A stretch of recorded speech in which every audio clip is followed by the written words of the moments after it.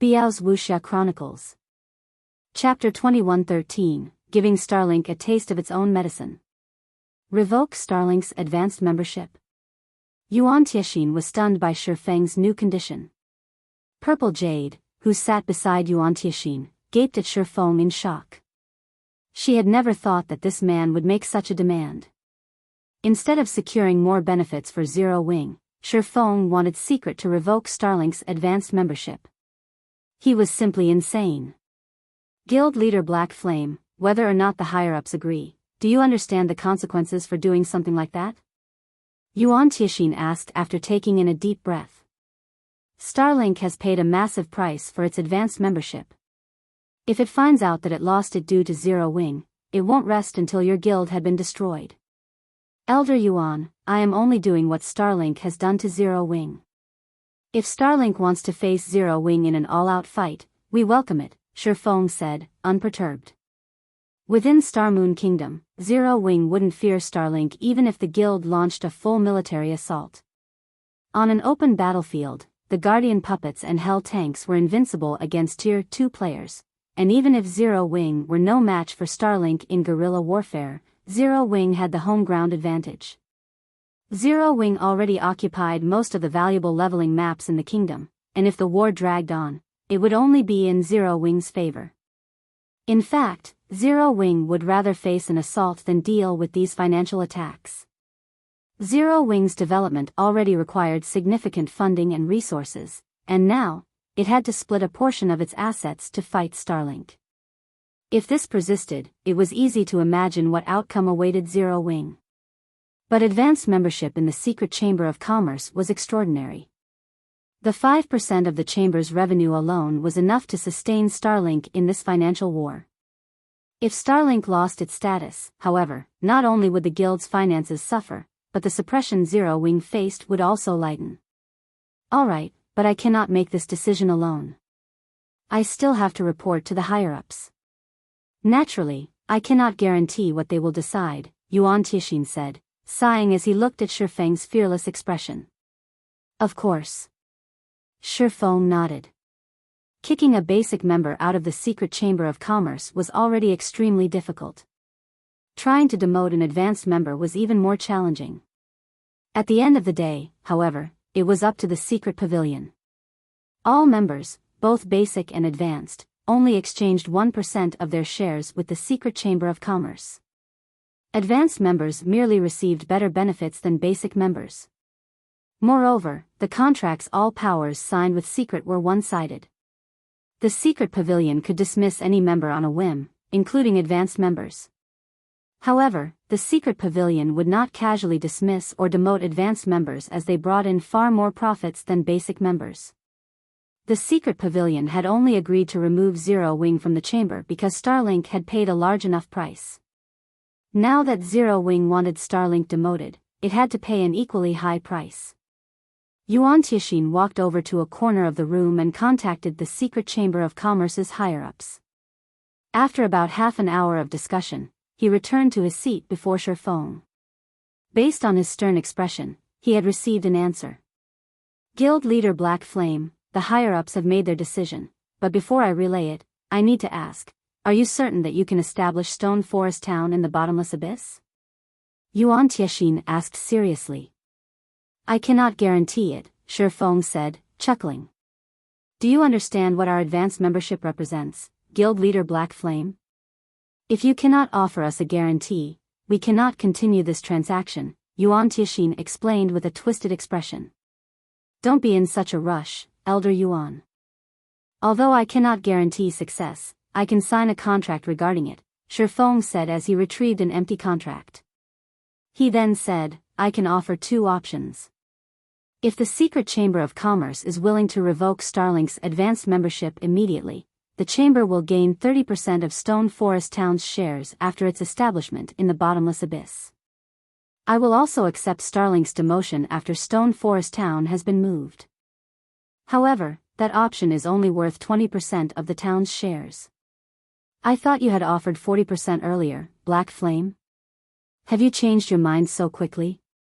Yuan Tiexin's eyebrows twitched slightly. That was the price Zero Wing was willing to offer for advanced membership. Since we are only discussing Starlink's demotion, the price must change, Shifeng said, smiling. Do you know how much Starlink had to hand over of its fortress's shares in the ancient undead country to become an advanced member? Yuan Tianxin had the urge to vomit blood when he heard Shifeng's reply. 70%. Starlink paid approximately 70% of the fortress's shares to become an advanced member, Guild Leader Black Flame. On the other hand, you are only offering shares for an advanced town. Don't you think your offer is a little too weak?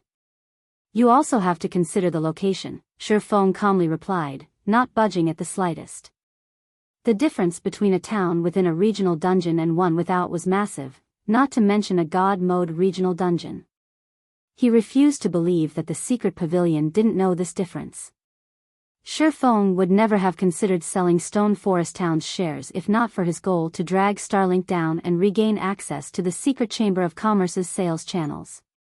Once he moved Stone Forest Town to the bottomless abyss, he could gain a fortune in entrance fees alone. Although I see your reasoning, it isn't enough shares. If you're willing to increase your offer by another 20%, we can continue these negotiations. The higher-ups will not agree otherwise, Yuan Tianxin said. This is the highest Zero Wing is willing to go. If you cannot accept that, then I'm afraid that there is nothing we can do, Shifeng, shaking his head. Shifeng had considered using the secret of linking NPC auction houses with player auction houses as a bargaining chip, but he couldn't afford to expose this information just yet. Every day he could maintain its secrecy was another day of advantages. In any case, he had control of Stone Forest Town's auction house, and only he could see how many people truly sold items through it. At most, players would be surprised by how many items passed through the auction house. This, Shifeng's uninterested expression rendered Yuan Tianxin speechless. It was as if the man didn't mind this deal going sour. If the higher-ups hadn't been so tempted by the bottomless abyss and the idea of a guild town within the regional dungeon, including how much said town could help the secret pavilion's development, he would have already left the room. Agree to his deal. We will revoke Starlink's advanced membership immediately. Suddenly, Yuan Tianxin heard a solemn voice. Guild leader? Yuan Tianxin's eyes drifted to the dignified man on the screen at the bottom right corner of his vision. This transaction was immensely important to the secret pavilion, so he had deliberately maintained the video call with his guild leader, allowing the man to listen in on the conversation. The loss is manageable, and I've seen Stone Forest Town before. It has developed quite smoothly thus far and has already become an advanced town. If Zero Wing can truly re-establish the town in the bottomless abyss, it will only be a matter of time before Stone Forest Town becomes a basic city. However, we need a clear time frame. If Zero Wing cannot accomplish the task within a reasonable time, it will have to compensate for our losses with the combat puppet design, the dignified man said. Yes, I understand, Yuan Tianxin replied as realization dawned on him. A basic city was far more valuable than a fortress. He hadn't really thought Shifeng's offer through. Following which, he turned to the swordsman in question and said, Guild leader Black Flame, we agree to your first condition. However, you must give us a time limit. If you cannot fulfill your promise within the given time, you will have to offer the combat puppet design as compensation. This is the most the secret pavilion is willing to concede. All of the various superpowers sought their own combat puppets, which were easily as valuable as an entire fortress in the ancient undead country.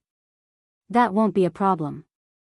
Although Yuan Tianxin's reply surprised Shifeng, he quickly answered the man, as for the time limit, I think 10 days should be appropriate. Alright, let's sign the contract, then. Yuan Tianxin nodded. Both Liang Jing and Purple Jade watched the exchange in shock. With just a few words, Shifeng had guaranteed Starlink's demotion. No one would believe this if they heard it. Once Shifeng and Yuan Tianxin signed the contract, the secret Chamber of Commerce had revoked Starlink's advanced membership within less than half an hour. Although this matter had only been announced internally, news quickly spread across God's domain. Chapter 2114, Overturning the Heavens. Foggy Ghost Plains, a neutral map outside of the Black Dragon Empire. Darkness enveloped the plains throughout the year. Level 70 to 80 undead creatures with high physical resistance roamed the plains, making the area very dangerous for current players.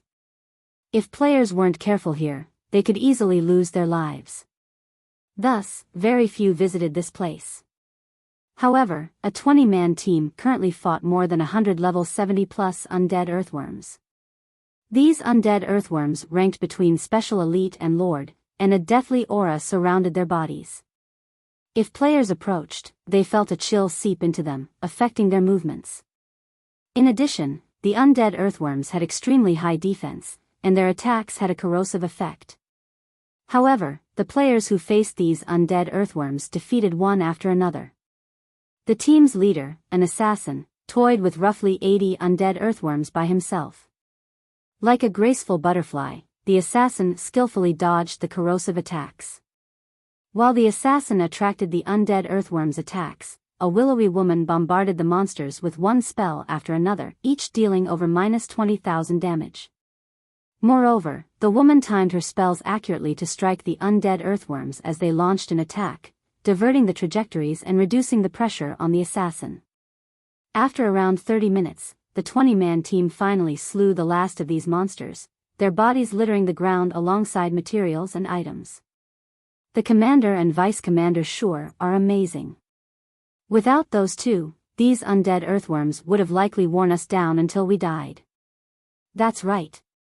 The stamina consumption here is ridiculous. I lost more than a quarter of my stamina in that fight alone. It's no wonder why the other adventurer teams refuse to grind here. I wish I were as capable as the commander and vice commander. I'd be able to walk through the Black Dragon Empire unhindered. With their fame and strength, they could establish a large guild in the empire. Even superpowers have tried to recruit our adventurer team. It's a pity that the commander rejected all those offers without hesitation. When the resting members' FFF adventurer team members looked at Yan Tianqing and Yi Luofei, their gazes held respect and admiration, especially the players that had recently joined the team. Not only did the undead earthworms have incredible defense, but their death aura also weakened players' combat power. Including the corrosive effect of the monsters' attacks, not even MTs in top-tier equipment would dare to aggro too many at once. At most, a strong MT could handle 5 or 6 undead earthworms at a time. However, these monsters traveled in groups of 100 or more. Even a 50-man team would struggle against such a large band of monsters, not to mention a 20-man team. However, thanks to Yan Tianqing aggroing most of the worms and Yi Luofei's timely attacks, the team was able to defeat the 100-plus undead earthworms without much trouble. The only benefit to the Foggy Ghost Plains was the high EXP its monsters granted. The leveling speed here was unmatched. After defeating a single wave of monsters, the FFF Adventurer Team's members had gained a visible chunk to their experience bars. It was a rare phenomenon at their levels. Suddenly, a woman in dark gray leather armor appeared before Yan Tianqing and Yi Luofei. She had a magnificent body, looking like a fairy, and her chilling aura felt like the moon in the night sky. Upon close inspection, one would discover that this woman was actually level 67. She could undoubtedly rank at the very top of the Black Dragon Empire's ranking list. Meanwhile, Yan Tianqing and Yi Luofei had failed to detect this woman's presence before she had appeared. The FFF members grew nervous due to her abrupt arrival. They were all experts, and their ability to sense others' auras was first-rate, yet they hadn't noticed this woman's approach. To make matters worse, they had never felt such a frightening aura before. They all felt as if they stood in a silent hell as this woman's aura washed over them. "Why are you here, Lotus?" Yan Tianqing calmly asked the peerless beauty before him. The other FFF members' jaws dropped when they heard the woman's name. Everyone in the Black Dragon Empire knew the name Lotus. It was, after all, the name of the number 1 player on the Empire's assassin ranking list. She was a legend in the Empire, and even the Dragon Phoenix Pavilion feared her. Moreover, Lotus was particularly mysterious. The public knew almost nothing about her other than her name. The reason Lotus was known as a legend in the Black Dragon Empire and even the Dragon Phoenix Pavilion feared her so greatly was her success in killing Martial Dragon, one of the pavilion's monster-level experts. Nine Dragons Emperor had been furious about Martial Dragon's defeat, but despite ordering a hunt for Lotus, he had accomplished nothing. In the end, Nine Dragons Emperor had been forced to abandon the hunt. The FFF Adventure Team's members had certainly never expected to meet the real deal here.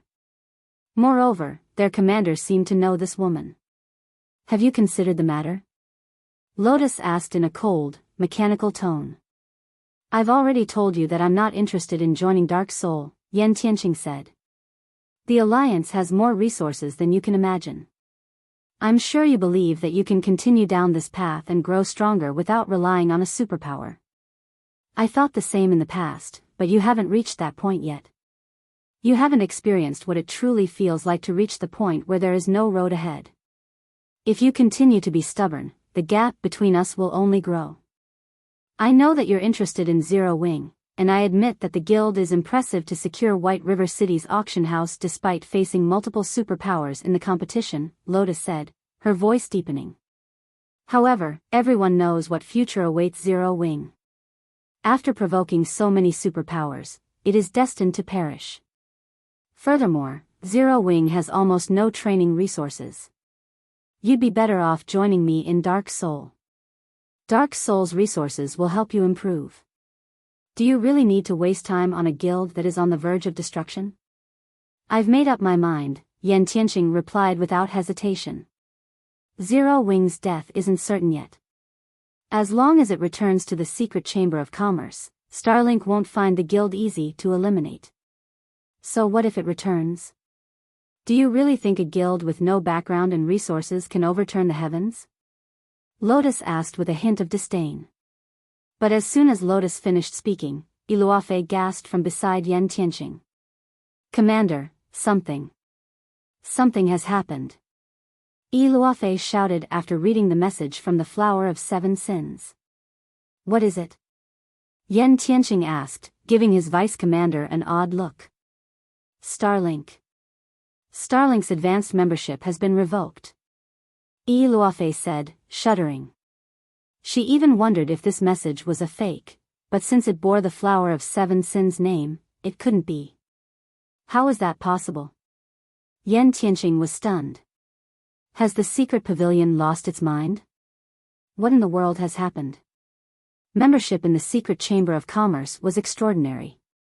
Revoking a basic member's status demanded an extremely high price, not to mention a power's advanced membership. The news even surprised Lotus.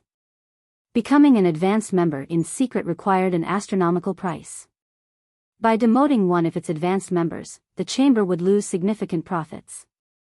Why would the secret chamber of commerce willingly revoke Starlink's advanced rank? The information isn't very accurate, but based on what we currently know, I'm 90% sure that Zero Wing has something to do with it.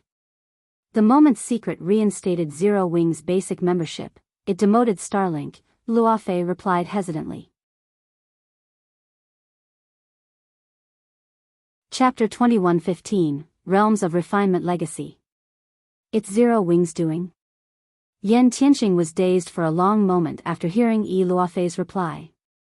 He couldn't fathom what Zero Wing had done to push the secret pavilion to such a decision. That was the secret chamber of commerce's advanced membership they were talking about.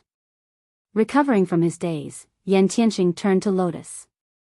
Smiling, he said, "Lotus, it seems you've guessed wrong. Zero Wing is far more powerful than you imagine." Although he did not know what Zero Wing had done, it had accomplished this feat, one which would even be difficult for a superpower. Zero Wing's stamina gemstones had only been enough to cause a small upset in its war with Starlink, but now, the guild was responsible for a major setback. "I've certainly underestimated Zero Wing," Lotus said. Contrary to expectations, though, she maintained a tranquil expression despite hearing that Zero Wing was responsible for Starlink's demotion. However, Zero Wing's actions will only incense Starlink further. It doesn't fully understand what Starlink is. Zero Wing has only backed itself into a corner. It's best if you don't get too close to the guild. Not even I can save you if you do. Lotus then vanished without a trace as if she had never existed. Commander, what should we do? Luofei asked as she turned to Yen Tianqing. Zero Wing's latest accomplishment was truly frightening, but as Lotus had said, Starlink wasn't an ordinary superpower. Its background was extraordinary. If it were just some ordinary power, the secret pavilion would never have promoted it to advanced member in the secret chamber of commerce. Aside from wealth, one had to offer proof of strength to become an advanced member in secret. I'm going to Zero Wing. Yen Tianqing said, laughing. I had already decided to give up on the guild if it couldn't restore its membership in the secret chamber of commerce when the secret pavilion's people had visited Zero Wing. I might have even chosen the same path as Lotus. However, if Zero Wing could restore its membership, I inwardly swore that I would join the guild. Will you join with me? I'll follow you, Commander, Luofei said.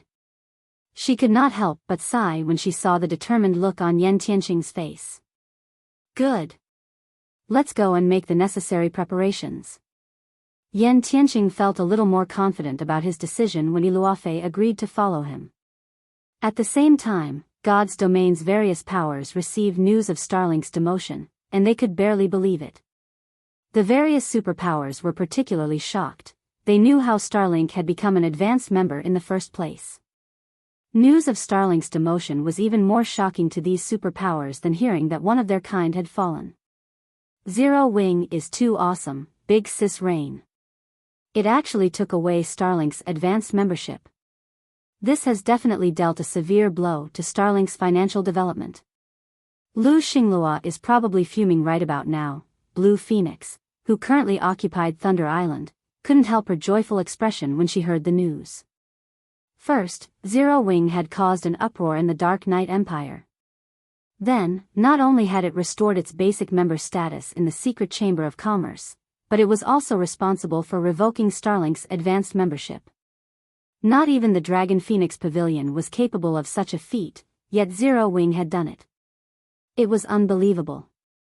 I have persuaded 7th Street to send Zero Wing another invitation to alleviate the pressure from Starlink, but it seems that effort was unnecessary. Phoenix Rain revealed a bitter smile as she looked at the report in her hands. After Zero Wing's performance in White River City's auction arena, the majority of the guild's senior elders now stood on her side. Not only had this significantly increased her authority within the guild, but it had given her access to more resources, as well. Only then had she qualified to persuade a major chamber of commerce like 7th Street. In the end, however, her efforts had been wasted. She had watched Zero Wing closely since the guild had begun to grow, yet the more she looked at it, the more mysterious it seemed. Now that Starlink has lost its advanced membership, Nine Dragons Emperor will likely shelf his plans of using Zero Wing's financial issues to cause trouble, Blue Phoenix said, smiling. Indeed. He will also have to rethink whether or not he wants to continue targeting Zero Wing. After all, Zero Wing has firmly secured the secret pavilion support, otherwise, it wouldn't have demoted Starlink for the guild, Phoenix Rain said after giving the matter some thought. Now, it's just a matter of time before Zero Wing's development skyrockets. She had had a headache over trying to figure out preventative measures against Nine Dragons Emperor's little tricks against her and Zero Wing, but now, her fellow pavilion master would have to think twice before causing mischief for a future titan in God's domain. Regardless of the man's personal feelings, the guild's senior elders wouldn't agree to his tactics. Very few of those elders still stood with Nine Dragons Emperor. If he lost their support as well, he could kiss any chances of becoming the great pavilion master goodbye.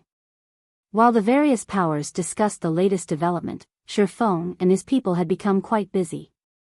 Although Zero Wing's financial troubles hadn't been resolved yet, its success in taking Starlink down a notch had elevated the guild's overall morale.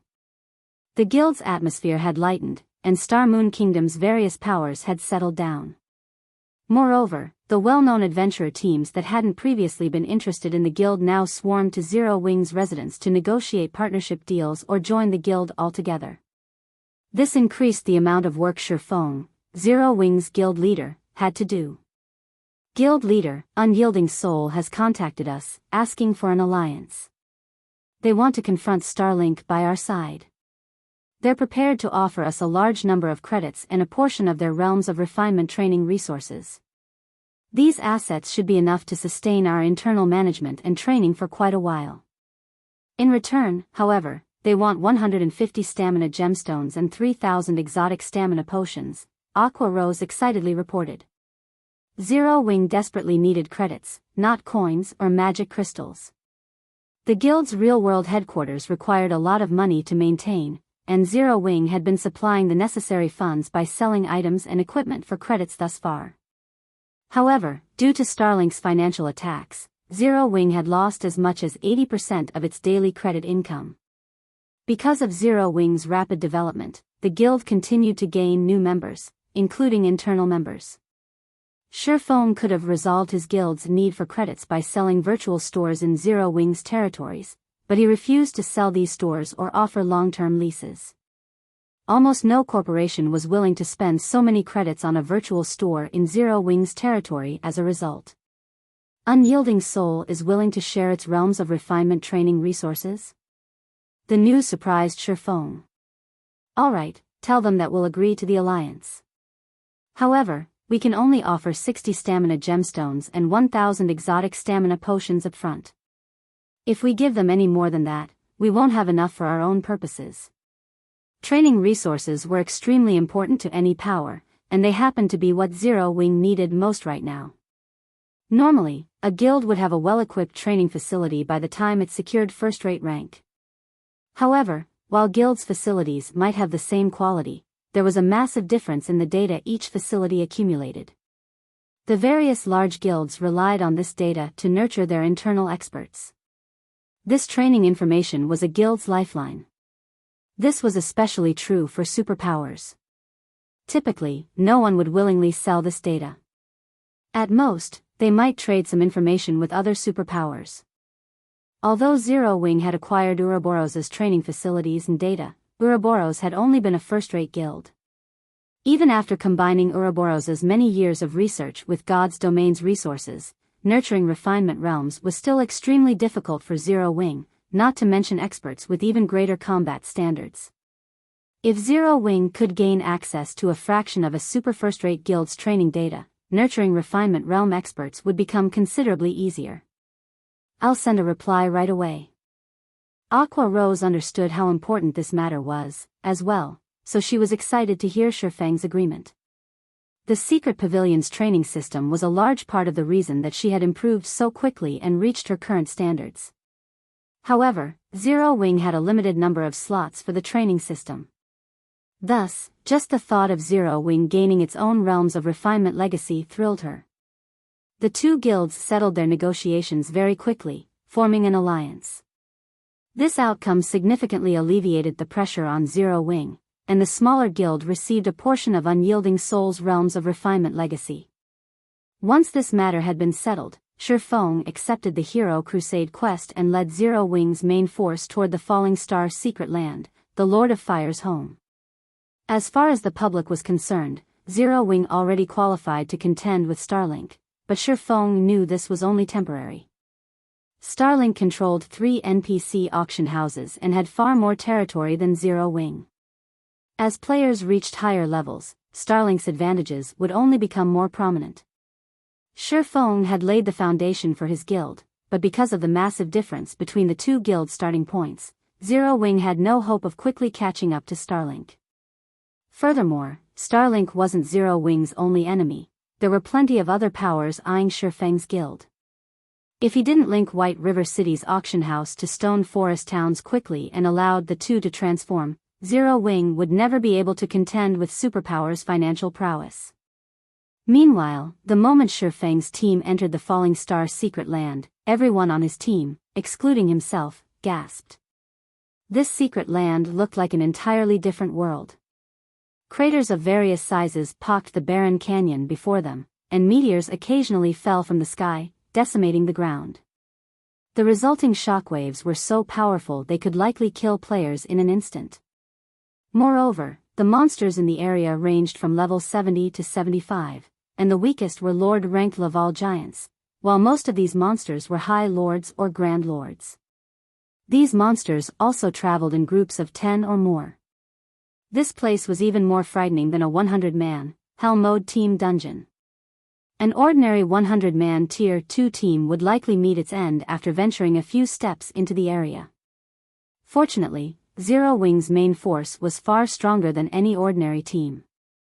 With his fragmented legendary shield, Kola alone could easily tank 4 or 5 level 70+ Grand Lords at the same time. And with Turtledove, Yi Wumian, and the other MT's assistance, these monsters posed no threat to Zero Wing's team. On the contrary, this was nothing but an EXP farm to Zero Wing's members. Although the Falling Star secret land had plenty of monsters, none of them could stop Shifeng's team, which carried a large number of epic weapons and equipment pieces. After 4 hours or so of fighting, the team reached the secret land's inner region. Guild leader, I found a tattered altar guarded by monsters. There's a treasure chest on it. It seems to be an inferior legendary treasure chest. Flying Shadow, who had been tasked to scout the area, suddenly reported in the team chat. An inferior legendary treasure chest? Shifeng could not help but find the discovery odd. As far as he could remember, the Falling Star secret land shouldn't even have an epic treasure chest, much less an inferior legendary treasure chest. We'll head there immediately. Shifeng led his team to the coordinates Flying Shadow had given him. The altar had a total of 3 floors, each roughly 10 meters high, and radiated an intense divine might. A magic barrier surrounded the altar, as well. If not for this barrier, Shifeng had no doubt that the altar's divine might would have even made movement impossible. What? It's real? Shock colored Shifeng's features as he stared at the treasure chest glowing on the altar. Chapter 21:16, Another Inferior Legendary Treasure Chest. Although the treasure chest's orange glow was very faint, Zero Wing's members audibly gulped when they saw it. An inferior legendary treasure chest had a high chance of dropping a fragmented legendary item. While most guilds in the game had very little idea of a fragmented legendary item's true value, Zero Wing's core upper echelons were no strangers to the rare items, particularly Kola, Fire Dance, Gentle Snow, and Zhao Yueru, who all owned their own fragmented legendary items. A single fragmented legendary item was enough to elevate a player to peak expert status. Such items were precisely the reason that Kola and the others could suppress peak experts. Without them, these 4 wouldn't have been able to defeat a single peak expert even if they worked together and had the same basic attributes as their opponent. In fact, if not for fragmented legendary items, Zero Wing would have needed another 3 to 5 years to have any hope of contending with the various superpowers. Why is an inferior legendary treasure chest here?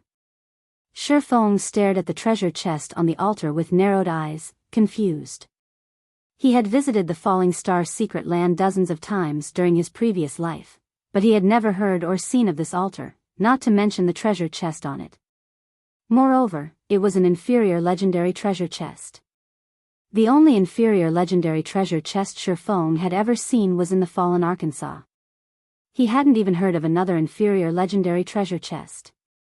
Yet, now, he had stumbled across an inferior legendary treasure chest in the Falling Star secret land. Could the Falling Star secret land have secrets I don't know about? Shifeng wondered. In the past, the only noteworthy thing anyone had found in the Falling Star secret land was the Lord of Fire. Once the Lord of Fire had been slain, the secret land had become a land of death. Even monsters had stopped spawning. Moreover, the altar's divine might was extraordinary. This definitely hadn't been constructed by mortals, but by ancient gods. Guild leader, should we work our way toward it? Aqua Rose asked, unable to pull her gaze away from the inferior legendary treasure chest. Although there were around 500 level 72 and level 73 Lord-ranked lava hounds roaming around the altar, these monsters were easy pickings for Zero Wing's main force. It wouldn't take long to clear out the area. Wait a minute, Shifeng said. He then activated Omniscient Eyes and inspected every lava hound in the area. In God's domain, caution was necessary when encountering a treasure that didn't match its location's quality. A slight mishap could potentially be fatal. And that lethality would affect players' careers in God's domain. Normally, players would only encounter situations like this after visiting level 150 plus maps. To encounter such circumstances in a map below level 100 was simply unheard of. Of course, better safe than sorry. Lava Hound, Alaka's avatar, elemental creature, Lord. Level 72. HP 24,000,000/24,000,000. A hidden title? Shifeng very quickly noticed something peculiar. When inspecting these monsters with an ordinary identification skill, players would only see ordinary lava hounds, but with omniscient eyes, these lava hounds had an additional title. Alaka's avatar? Sure enough, this is a trap. A trap? Fire Dance gave Shifeng an odd look before asking, but I've already inspected the area and didn't discover any traps. Before the full team had arrived, she had scouted both the altar and its surroundings, but she hadn't discovered any traps, magical or physical. Her disarm had already reached master rank. Even if she couldn't disarm Grandmaster traps, she could easily detect them. This isn't your ordinary trap, Shifeng said, laughing. He then said, Fire, lead an assassin party and find a way to lure these lava hounds 100 yards away from the altar. Remember, do not kill a single lava hound. Now, Shifeng, more or less, realized why no one had mentioned this altar or the inferior legendary treasure chest it held in the past. Ilak was one of the Purgatory World's 4 kings, known as the King of Death. Ilak was a bona fide Tier 5 world boss. During the war between worlds in Shifeng's previous life, the Purgatory World had been one of the worlds the various guilds had invaded. However, the guilds had suffered a miserable defeat against Ilak. Despite sending 25 Tier 5 experts to raid the world boss, the King of Death had slain them all in one move. It had been horrific. If a Tier 6 God-ranked expert hadn't made an emergency appearance on the battlefield, every player in that war would have been annihilated. Even though the various large guilds had eventually killed Ilak, they had sacrificed tens of thousands of expert players to do so, including more than 100 Tier 5 Apex experts. Tier 4 experts had been of little use in the raid. Knowing that the lava hounds around the altar were Alaka's avatars, Shifeng realized that this altar was Alaka's treasury. Treasuries like this would appear in God's domain randomly. Players would only have one opportunity to claim these treasuries' items. If they killed Alaka's avatars, Ilak would discover the transgression. If Ilak didn't arrive personally, he would send a doppelganger. Even if this doppelganger were one tier lower than the world boss and only level 70, players still couldn't afford to challenge it. Not only would every Zero Wing member in the area die, but Ilak would also move his treasury to a different location. Although such occurrences were rare in God's domain, Shifeng had heard of a few instances. After Shifeng finished issuing commands, Fire Dance led a party of assassins to lure away the lava hounds around the altar. Once the last lava hound was more than 100 yards away from the altar, the magic barrier around it shattered. A boundless divine might gushed past the broken barrier, and Zero Wing's members felt much heavier. Seeing this, Shifeng activated Gale Domain and flew straight toward the altar. As he drew closer, he encountered stronger divine might.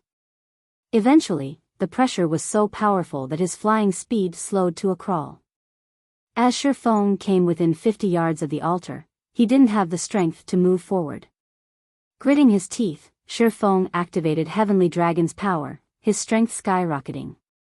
He then continued toward the inferior legendary treasure chest, 1 inch at a time. As a Tier 5 world boss, Ilak was only a step away from becoming a god. Obtaining such a being's treasure wouldn't be easy. Not only were the lava hounds guarding this altar Ilaka's avatars, but they were also the energy source that protected the treasury. These lava hounds powered the magic array that protected the treasury, maintained its presence here, and sealed the divine might the treasury radiated. Without this energy source, the magic array would fade. Once it was gone, not only would the treasury's divine might be released, but it would also destabilize space around it. The treasury would forcibly return to its original space after no more than 30 seconds. In other words, Shifeng only had 30 seconds to retrieve the inferior legendary treasure chest once the avatars had been lured away. However, Shifeng's speed was painfully slow, even after activating Heavenly Dragon's power. It felt as if some gigantic beast desperately pulled him back. Blade Liberation. With less than 20 seconds remaining, Shifeng abandoned all hesitation and activated Twofold Berserker. With Twofold Berserk, Shifeng's strength could rival a mythic monster's of the same level. He accelerated slightly, but he still felt slower than an ordinary player's walking speed. As the seconds ticked by, Shifeng inched closer to the inferior legendary treasure chest. 20 yards.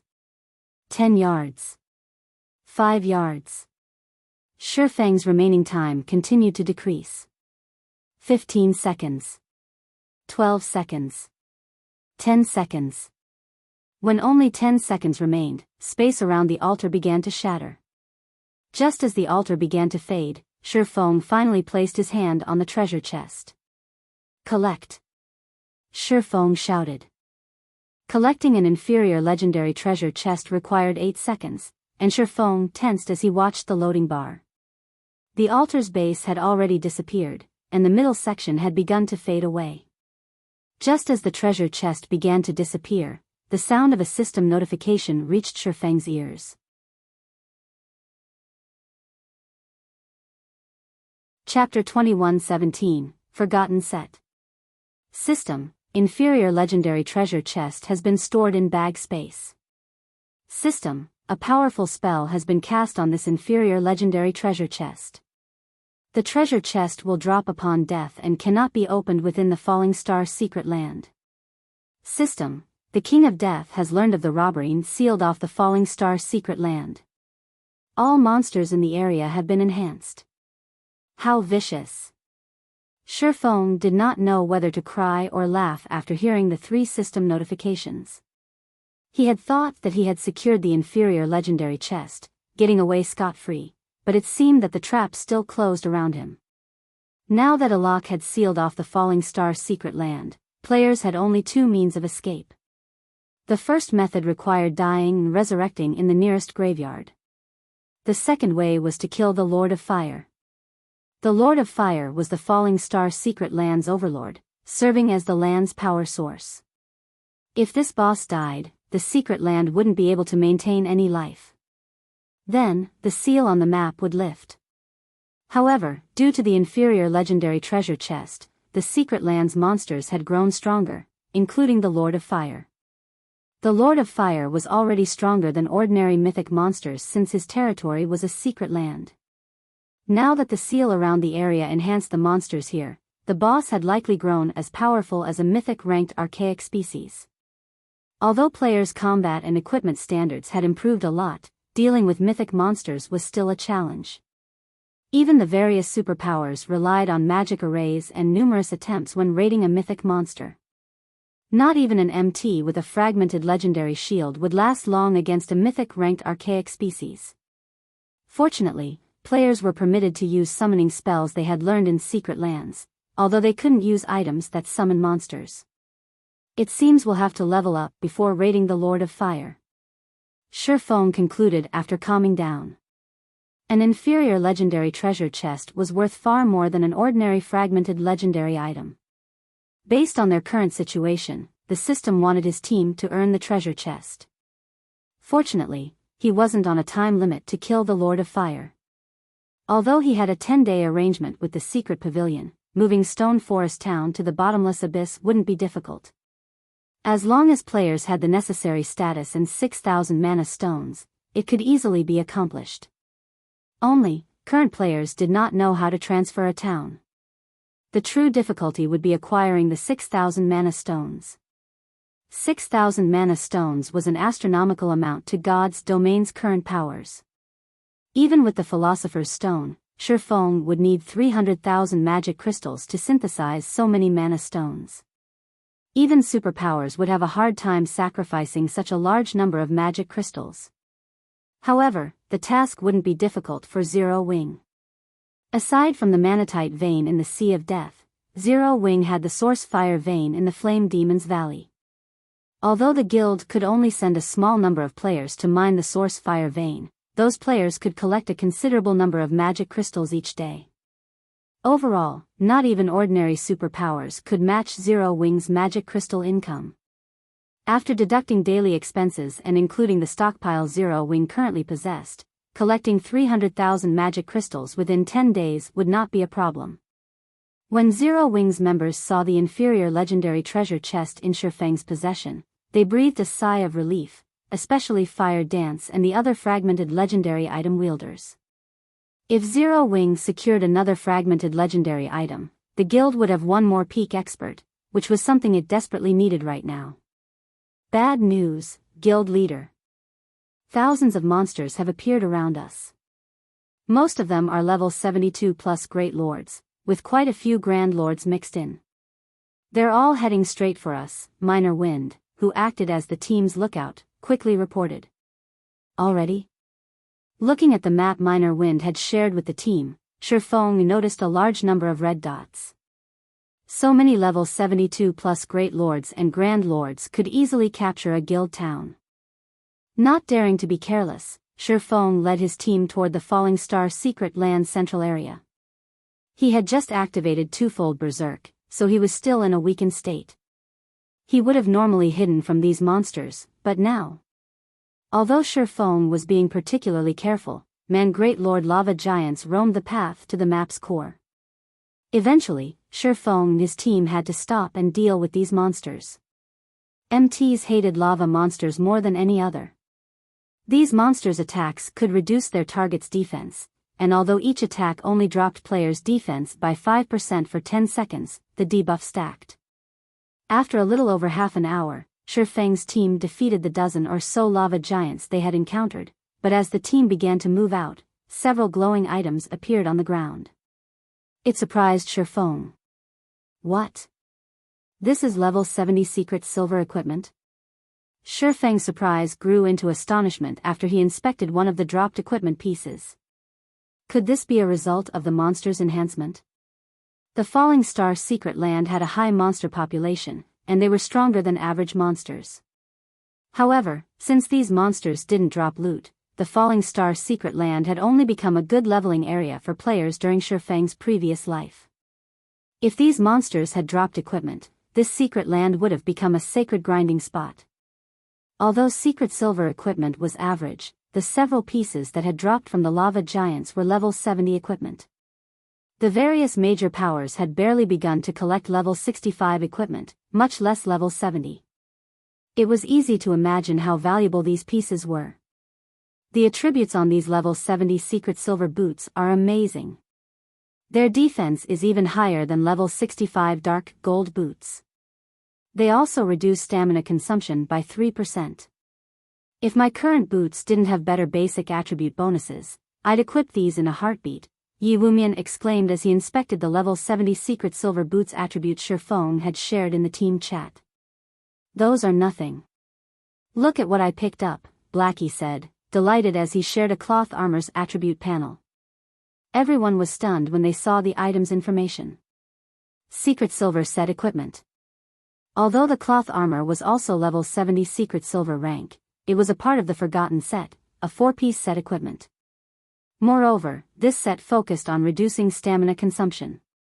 When wearing all 4 pieces, players' stamina consumption would drop by 30%.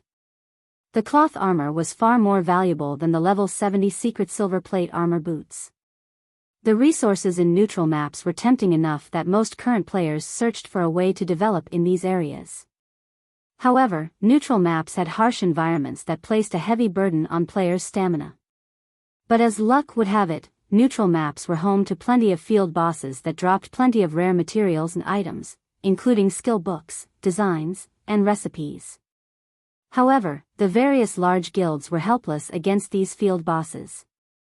That difficulty wasn't due to these field bosses' immense power or players' lack of basic attributes, but because they could increase players' stamina consumption. As a result, many raids on these field bosses failed because players ran out of stamina. Meanwhile, level 70 secret silver set equipment that could reduce stamina consumption was far more valuable than level 70 fine gold set equipment with elemental resistances. When Zero Wings players thought about the monsters in this area dropping set equipment that reduced stamina consumption, their hearts raced. Aqua, make the necessary arrangements. We won't be venturing to the map's core just yet. First, we'll get rid of these lava giants. We'll advance once we're done, Shifeng said after giving the matter some thought. Equipment that reduced stamina consumption was even rarer than equipment that provided universal resistance. Although Shifeng knew how to obtain a few such pieces of equipment, they were located in level 100 plus neutral maps. In any case, his team members needed to level up before they could raid the Lord of Fire. Since these Great Lord-ranked lava giants dropped equipment and set equipment that reduced stamina consumption, he wouldn't miss this opportunity. They might not have this chance once they killed the Lord of Fire. If they could collect enough equipment to arm a 100-man team, Zero Wing could use the many field bosses in neutral maps as a personal ATM.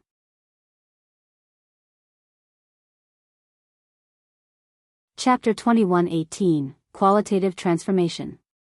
When the seal around the falling star's secret land had enhanced the map's monsters, it had also drastically increased the number of Great Lord-ranked lava giants in the secret land. Zero Wings members felt as if there were no end to these monsters as they continued to grind in the inner region. Only after 8 days of constant grinding did they finally clear out most of the lava giants in the inner region. However, they had to admit that the falling star's secret land was an excellent leveling spot. When Zero Wings members had first arrived in the secret land, they had been level 66. But after 8 days of grinding, every team member had reached level 70. Even the various superpowers experts would be jealous of their leveling speed. As for Shifeng, he had leveled up from 72 to 74. However, these players' increased attributes were far more significant than their higher levels. Every 5 levels was a minor turning point in God's domain, and as Zero Wings members leveled up, their epic and fragmented legendary items rose with them. Now that they had reached level 70, these items' attribute bonuses had received a small boost. If this team had been powerful when they had fought the various superpowers experts in White River City's auction arena, they were monstrous now, especially Fire Dance, Gentle Snow, Zhao Yueru, and Cola. The team had also collected 11 cloth armor forgotten sets, 9 leather armor off-track sets, and 8 plate armor earth vein sets over the last 8 days. They had also collected more than 900 pieces of standalone mysterious iron and secret, silver equipment. Their harvest was many times more bountiful than grinding in Hell Mode team dungeons for the same amount of time. At this moment, Zero Wings members ganged up on an 8-meter-tall Grand Lord-ranked lava beast in the deserted canyon. The lava beast bellowed in rage as its HP continued to fall under Zero Wings' bombardment. When the lava beast was close to death, Fire Dance maneuvered behind the monster and used Absolute Strike to obliterate the last strand of the Grand Lord's HP. Her actions were so smooth that even her teammates were stunned. As the level 74 lava beast crumbled into a pile of scorching rubble, everyone's experience bars rose by a small chunk. These lava beasts are really a challenge, Turtledove complained as she looked at her HP bar. Currently, she had less than 1/3 of her HP remaining, and her defense had fallen by 85%. With so little defense left, she took more than minus 70,000 damage just from blocking one of the lava beast's attacks with her shield. Unfortunately, due to the monster's massive frame, every one of the lava beast's attacks had a large AoE. As a result, the lava beast didn't need special techniques to prevent its targets from dodging. If the team's 3 main MTs hadn't rotated tanking the lava beast, defeating the Grand Lord would have been impossible. They are certainly tough. Its lava shield reduced out magical damage by half, too. Fortunately, we have good equipment. Any other team from our guild wouldn't likely be a match for it, Aqua Rose said as she looked at the dead lava beast. The lava beast had a whopping 100 million HP, and its battle recovery regenerated 2% of its HP every 5 seconds, double that of other monsters. If these players hadn't had high enough DPS, they would have been helpless against the lava beast. Although the lava beast had been difficult to defeat, it had given Zero Wings players a surprise after its death. This one lava beast had dropped more than a dozen items. Its drop rate was many times higher than the lava giants the team had faced earlier. Guild leader, how is it? Did any set equipment drop? Blackie asked, giving Shifeng an expectant look as he inspected the loot. This was the first time they had fought a lava beast, but no matter how Blackie looked at it, the lava beast should have dropped better loot than the Great Lord ranked lava giants since it was a Grand Lord. There's no set equipment, but it did drop something interesting. Here, take a look for yourself, Shifeng said as he shared the item he had appraised in the team chat. Only 3 of the dozen or so items the lava beast had dropped were equipment pieces, and they were all level 70 fine gold rank. Although these 3 pieces reduced stamina consumption, they weren't quite as powerful as the level 70 secret silver set equipment. However, these 3 pieces of fine gold equipment weren't the highlight of the lava beast's loot. Rather, it was a skill book for super recovery. Super recovery, super spell. Instantly heals all allied players within a 30-yard radius for 40% of their stamina and increases stamina recovery rate by 200% and basic attributes by 15% for the next 1 hour. Cooldown, 12 hours. Class restriction, Cleric. What a powerful spell. Blackie's eyes nearly fell from their sockets after reading the spell's description. Not only did this spell regenerate stamina and heal players, but it also increased its target's basic attributes. With this spell, a 100-man team could easily explore neutral maps without worrying about their stamina. Aqua Rose was just as astonished. Many of the required materials for producing resistance equipment and high-ranked potions could only be found in neutral maps. Collecting these materials was one of the main reasons that the various major powers had been trying desperately to explore neutral maps, all to prepare for the fight for first clear in the level 70+, super large-scale team dungeons in these neutral maps. Not only would a guild become more popular and collect more top-tier equipment by securing one of these team dungeons first clear, but it would also earn a town building order, enabling the guild to construct a new guild town in a neutral map.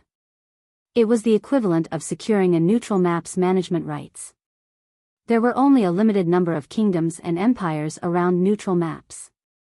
With control over a neutral map, a guild would have a tough time not growing stronger.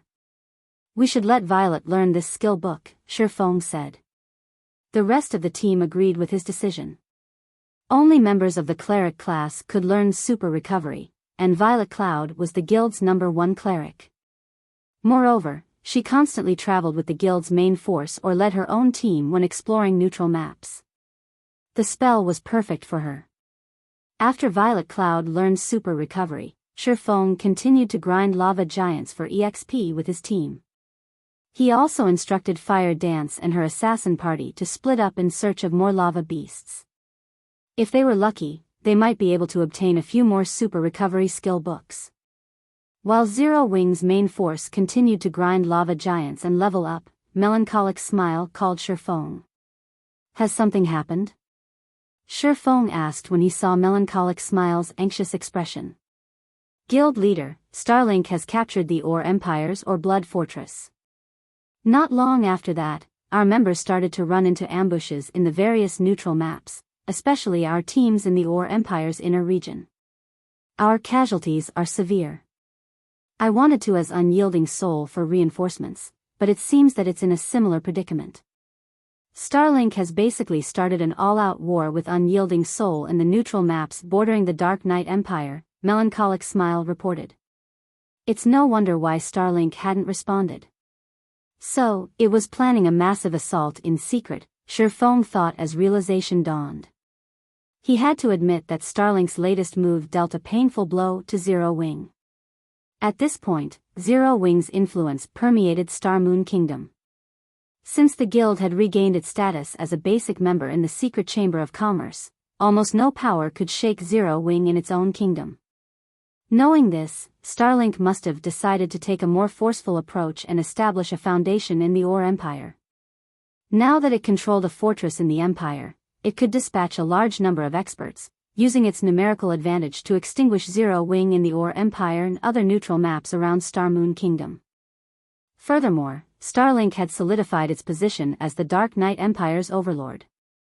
Other powers would have a very difficult time threatening its position, so it could afford to send a large group of experts abroad. And now that its position in the Ore Empire was stable, it wouldn't have to worry about its experts' development in the Empire. Although Zero Wing had the Guardian puppets and Hell tanks, these war weapons were only suitable for large-scale combat. With how few of these war weapons Zero Wing had, protecting its members across massive neutral maps would be impossible. Guild leader, what should we do? Melancholic Smile asked. Tell everyone to stay together for now. If needed, spend some magic crystals and send our members through the Otherworld Gate to level up. For now, we'll disregard developing in neutral maps, Shifeng responded after giving the matter some thought. We'll make further arrangements once I've finished my quest here. Understood. Melancholic Smile nodded. After disconnecting the call, Shifeng gathered his team, and they made their way toward the Lord of Fire. As for leveling up and grinding for equipment, they were out of time. The Falling Star Secret Land's core was a molten hell. Only a few boulders still stood among the lava, barely large enough to hold 30 players. Meanwhile, a 50-meter-tall figure, made of flowing lava, lay among the liquid stone. The mountain-like figure radiated a frightening pressure that deterred any lava monster from approaching. Guild leader, are we really going to fight this boss? Blackie could not help his bitter smile as he looked at the lava giant. The rest of the team expressed similar reactions. The word strong was no longer appropriate for this lava giant. This thing was practically invincible to current players. Lord of Fire, King of Flames, Elemental Creature, Ancient Fiend, Mythic, Level 75. HP 580,000,000/580,000,000.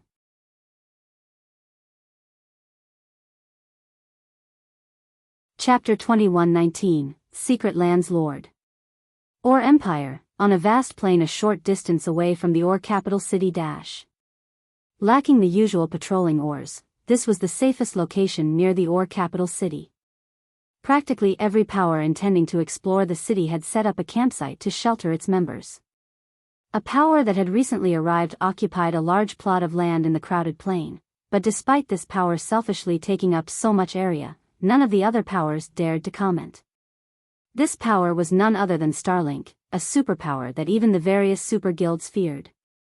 As a 100-man team approached Starlink's campsite, it attracted the attention of every player around. Every member on this team rode a pitch-black, 3-meter-tall bear.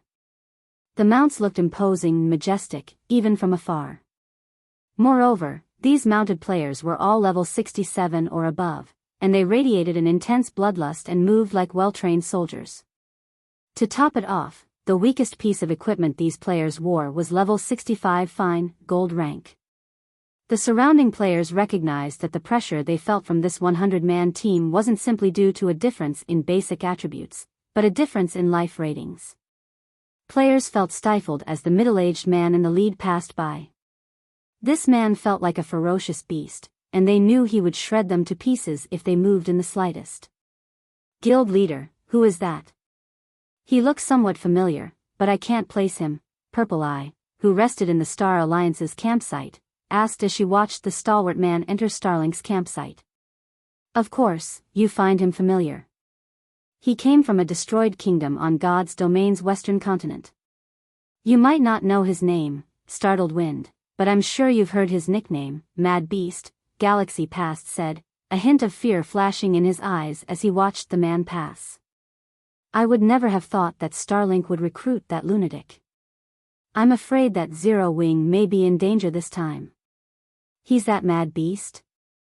The revelation surprised Purple Jade.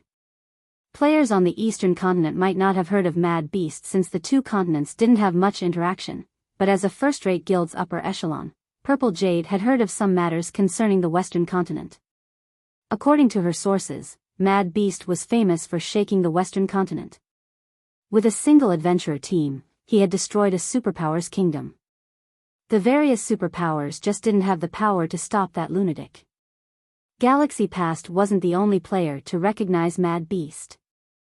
Many of the guild upper echelons in the area noticed the man. As expected of Starlink. It has even recruited the Mad Beast. It's no wonder why the various superpowers are so afraid of the guild. Since Zero Wing made Starlink a laughingstock in front of the other superpowers, it's definitely doomed. I wonder what Mad Beast plans on doing to Starmoon Kingdom. Hopefully, he isn't too ruthless. I don't want to suffer alongside Zero Wing. Startled Wind's appearance sparked many discussions among the resting players. As Startled Wind arrived in Starlink's campsite, 3 Kills, Starlink's 4th Vice Guild leader, moved to welcome the man. Brother Wind, long time no see. It is truly wonderful that you are willing to help us out, 3 Kills said.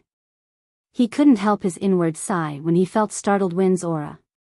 3 Kills and Startled Wind were old acquaintances. They had even made their debut in the virtual gaming world around the same time. Only, 3 Kills had been supported by the Super Guild, Jormungandr, while Startled Wind hadn't had any backing. Now, however, Startled Wind's nickname, Mad Beast, had spread across the Western continent. He had even become Starlink's 2nd Vice Guild leader. 3 Kills, on the other hand, was only Starlink's 4th Vice Guild leader. I understand that the guild leader wants to remove any trace of Zero Wing from God's domain. Since I've come, Zero Wing will meet its end, Startled Wind said. However, the Zero Wing members I've killed on my way here don't seem overly impressive. To think that the 4 shadow demons actually lost against these people, those 4 old men have truly fallen. Brother Wind, Zero Wing hasn't yet dispatched its true experts. The guild also has its combat puppets and hell tanks. A fight with Zero Wing won't be easy, 3 Kills explained. Zero Wing's true experts and combat puppets? Interesting. I wonder whose blade is sharper, Zero Wing's or mine? Startled Wind said as he licked his lips, excitement flashing in his eyes. Since Zero Wing's experts refuse to meet me, we'll make them show themselves. I've heard that Zero Wing has a town in the Ore Empire. I think my men and I will pay it a visit. Following which, Startled Wind spun on his heel and led his men towards Silverwing Town. Meanwhile, Shifeng watched the slumbering Lord of Fire in silence for a moment in the Falling Star Secret Land's core. Why is he so much stronger? Shifeng felt a headache begin to brew as he looked at the boss's attribute panel. The original Lord of Fire had already been much stronger than ordinary mythic monsters, but now that he had become an ancient fiend, not even a 100-man team of Tier 3 peak experts would have much of a chance of defeating him, much less a 100-man team of Tier 2 experts. Ancient fiends' life ratings could rival ferocious beasts, overlords in God's domain during ancient times. Shifeng had only killed the Flame Demon King due to his quest drastically reducing its strength, but this Lord of Fire was at his peak. Now, however, the Lord of Fire was at the peak of his strength. Even a 1,000-man team filled with experts of the same level would fall quickly to the Lord of Fire. No, something's not right. Shifeng quickly noticed the glowing, golden divine runes hovering around the Lord of Fire's body. Those runes were gradually merging with the boss's form.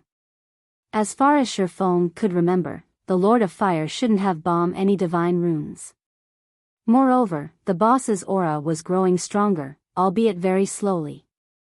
Is he in the middle of an evolution? Although God's domain's boss monsters rarely evolved, it wasn't unheard of. Generally, these evolutions only happened after players triggered certain events, but the process wasn't easy to complete. Boss monsters normally needed half a month to evolve successfully. Of course, there had been cases of bosses completing the evolution in 2 or 3 days. Quick! Everyone, move together!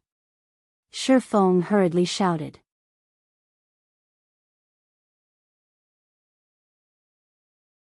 Chapter 2120, Time Waits for No One. When Shifeng realized that the Lord of Fire was in the midst of an evolution, he gathered his team and began the raid on the ancient fiend. Shifeng had Kola, who wore the Flame Demon's crown, act as lead MT, while Turtledove and Yiwumian offered support from the sides. He instructed the rest of the team to stand by the Lord of Fire's sides and wait for his command. Shifeng's urgency confused his teammates, but when they thought about how they could only leave the falling star's secret land by killing the Lord of Fire or dying themselves, they obediently approached the boss. Go! Shifeng commanded once his players were in position. Leading the charge, Kola dashed toward the slumbering Lord of Fire. Although molten lava covered the ground, the high fire resistance the flame demon's crown provided made the lava feel like seawater to Kola. Kola soon arrived before the Lord of Fire and slashed at the ancient fiend with his sword. -13,745. As the Lord of Fire received damage, he opened his eyes, releasing a blinding, golden light. The boss's deafening bellow then echoed across the burning field. The delay surprised Zero Wings players. Normally, bosses attacked once players were within a certain range, but the Lord of Fire had only moved after Kola had attacked. Something was definitely wrong here. With a roar, the intensity of the Lord of Fire's aura skyrocketed. The divine runes around his body began to glow brighter as if they were manifesting fully. Sure enough, he's trying to evolve. Shifeng could not help but smile. Everyone, attack with everything you've got. Be careful of the fire rain and lava on the ground. Do not kill any of the lava monsters that emerge no matter what. Just lure them to the side. In God's domain, monsters were at their weakest when trying to evolve, but if they were in danger, they could quicken their evolution forcefully. Although they had to pay an extremely high price to do so, they would become significantly more difficult to deal with once their evolution completed. After Shifeng issued his orders, he sacrificed 7,000 magic crystal to his Ring of Gospel and activated Miniature World and Ring of Brilliance. The moment Miniature World took effect, the world's power began to suppress the boss. Unfortunately, the Lord of Fire was still an ancient fiend, and as a result, he only lost 20% of his basic attributes. His strength was still far higher than any ordinary mythic monster. Following which, the Lord of Fire jabbed at Kola's raised shield. Upon impact, Kola stumbled 4 steps backward, losing more than 80,000 HP. He's so weak. Kola was surprised to lose so little HP. He had more than 240,000 maximum HP. An attack that dealt a little over -80,000 damage was well within his tolerance. The team's healers might feel a little overworked, at most. Don't hold back. Activate your berserk skills immediately. We need to kill the boss before he completes his evolution. As Shifeng watched the divine runes around the Lord of Fire continue to form, he estimated that they had less than 20 minutes before the boss completed his evolution. Every second counted right now. If they tried to fight the Lord of Fire like they usually did, they wouldn't defeat the boss in time. Once the ancient fiend completed his evolution, he could easily annihilate every one of them, even if he only had 1% of his HP remaining. Hearing Shifeng's command, every member of the team activated their berserk skills and doubled their DPS. Now, their attacks dealt a minimum of -40,000 damage. Gentle Snow, Fire Dance, and Zhao Yueru easily dealt more than -100,000 damage with each attack. Naturally, Shifeng didn't hold back either. After activating Heavenly Dragon's power, he activated Twilight's Shadow and Twilight of the Gods. His 8 doppelgangers then attacked the Lord of Fire simultaneously, and damages exceeding -70,000 appeared above the Lord of Fire's head, one after another, with the occasional critical hit dealing over -100,000 damage. Seeing Shifeng's total DPS, everyone felt their hearts skip a beat. If their opponent were only a level 75 Great Lord, not a mythic-ranked ancient fiend, they had no doubt that Shifeng could defeat the monster in less than a minute. After another 10 minutes, Zero Wings' main force wore the Lord of Fire's HP down to 30%. Despicable mortals. You dare intrude on my slumbering grounds? Burn to ash. The Lord of Fire bellowed once more, and a blade of fire appeared in his hands. He then swung the blade before him. Boom! As the blade crashed into the ground, the impact felt like a volcanic eruption. The attack killed 8 players instantly, and the earth under the flaming blade had vanished, leaving nothing but a cracked crater. The surviving team members gasped. With just one attack, the Lord of Fire had altered the battlefield's terrain. Not only was his attack speed extraordinarily high, but the range of his attack was also absurd. Don't panic. Keep your distance.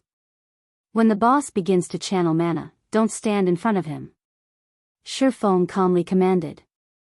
Shi Feng understood the Lord of Fire well.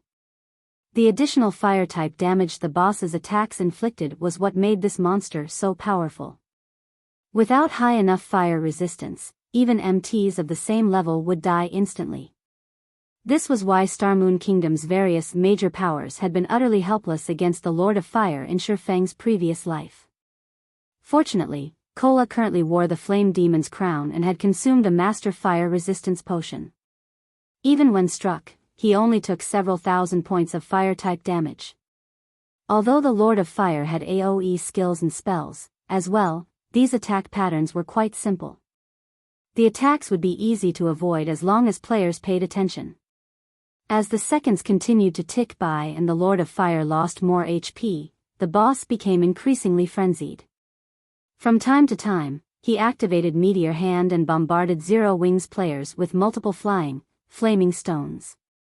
Any player that these meteors struck, aside from Kola, died instantly, and as a result, the team continued to lose members.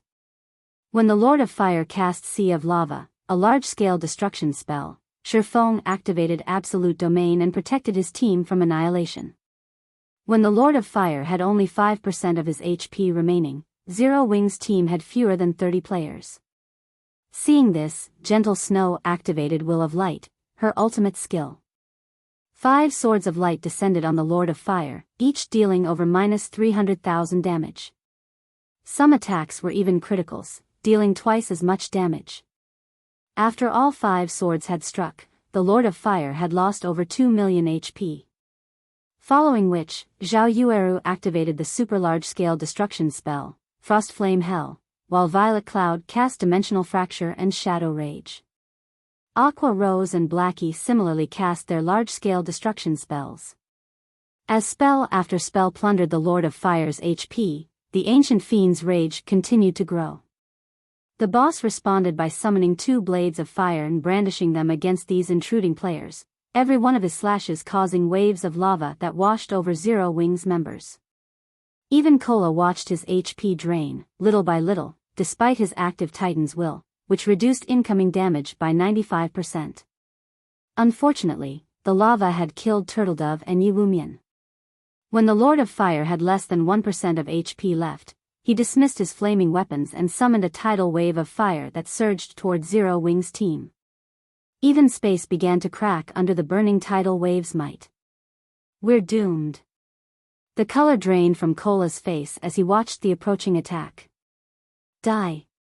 Just before the fiery wave descended on his players, Shi Feng, who had already activated Power of Darkness, activated Blade Liberation Divine Providence. He then countered the incoming tidal wave with a swing of his blade. Lightning Slash. A blue lightning bolt tore the tidal wave in half, and the Lord of Fire's eyes dulled as Hai collapsed into the lava, the resulting impact causing a small wave.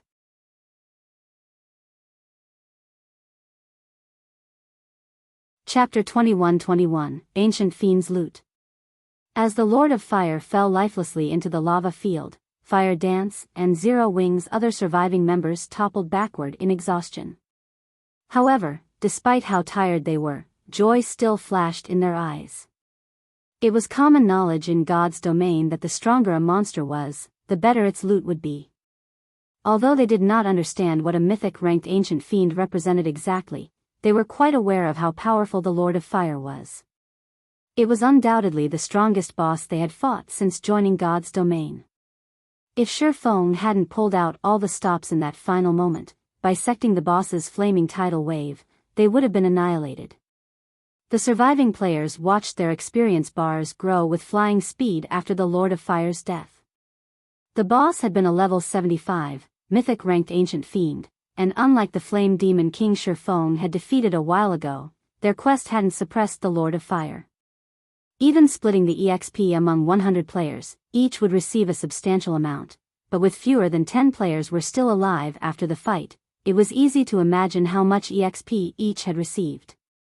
Fire Dance and the others had risen from 70 to 71 on the spot, while Sherfong climbed from 5% to 42% of level 74. While everyone was surprised by the awarded EXP, the Falling Star secret land began to transform. The lava hell that had surrounded Zero Wings members altered into a barren wasteland. The Lord of Fire's body cooled and disintegrated, crumbling into a pile of hot rubble. At the same time, loot rained down from the sky, creating a small, dazzling mound. None of Zero Wings' team could have imagined that this boss would drop so much loot. Alright, let's resurrect the team. Then, we'll split the loot, Sherfong chuckled when he saw his teammates' glittering eyes. The surviving healers did as they were told and resurrected their fallen teammates while Sherfong organized the dropped items. In the end, it took Sherfong more than half an hour to appraise the Lord of Fire's loot. Every item he picked up was top tier, and even he, someone who had seen countless treasures in the past, couldn't quite control his elation.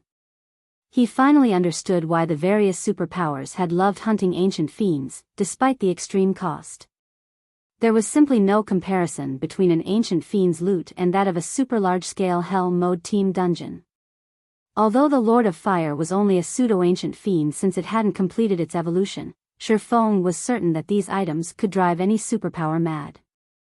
If the various superpowers found out about today's raid, they'd do anything they could to get their hands on this loot, even if it meant destroying Zero Wing. A total of 247 items dropped. Among them, 31 were epic materials, 6 were inferior legendary materials, and 83 were materials of lower ranks. 5 7 luminaries crystals had also dropped, the equivalent of 14 units. There were 32 attributed gemstones of various types, 3 mysterious iron magic crystal treasure chests, and 1 secret silver magic crystal treasure chest, as well. 37 magic scrolls had dropped, 3 of which were tier 4, 16 were tier 3, and the rest were tier 2 magic scrolls. 8 skill books also lay among the items, 7 of which were for ordinary tier 2 skills, and 1 was a tier 2 taboo skill. A total of 33 weapons and equipment pieces had dropped, 21 level 70 fine gold equipment pieces, 8 level 70 dark gold equipment pieces, 3 epic items, and 1 fragmented legendary item.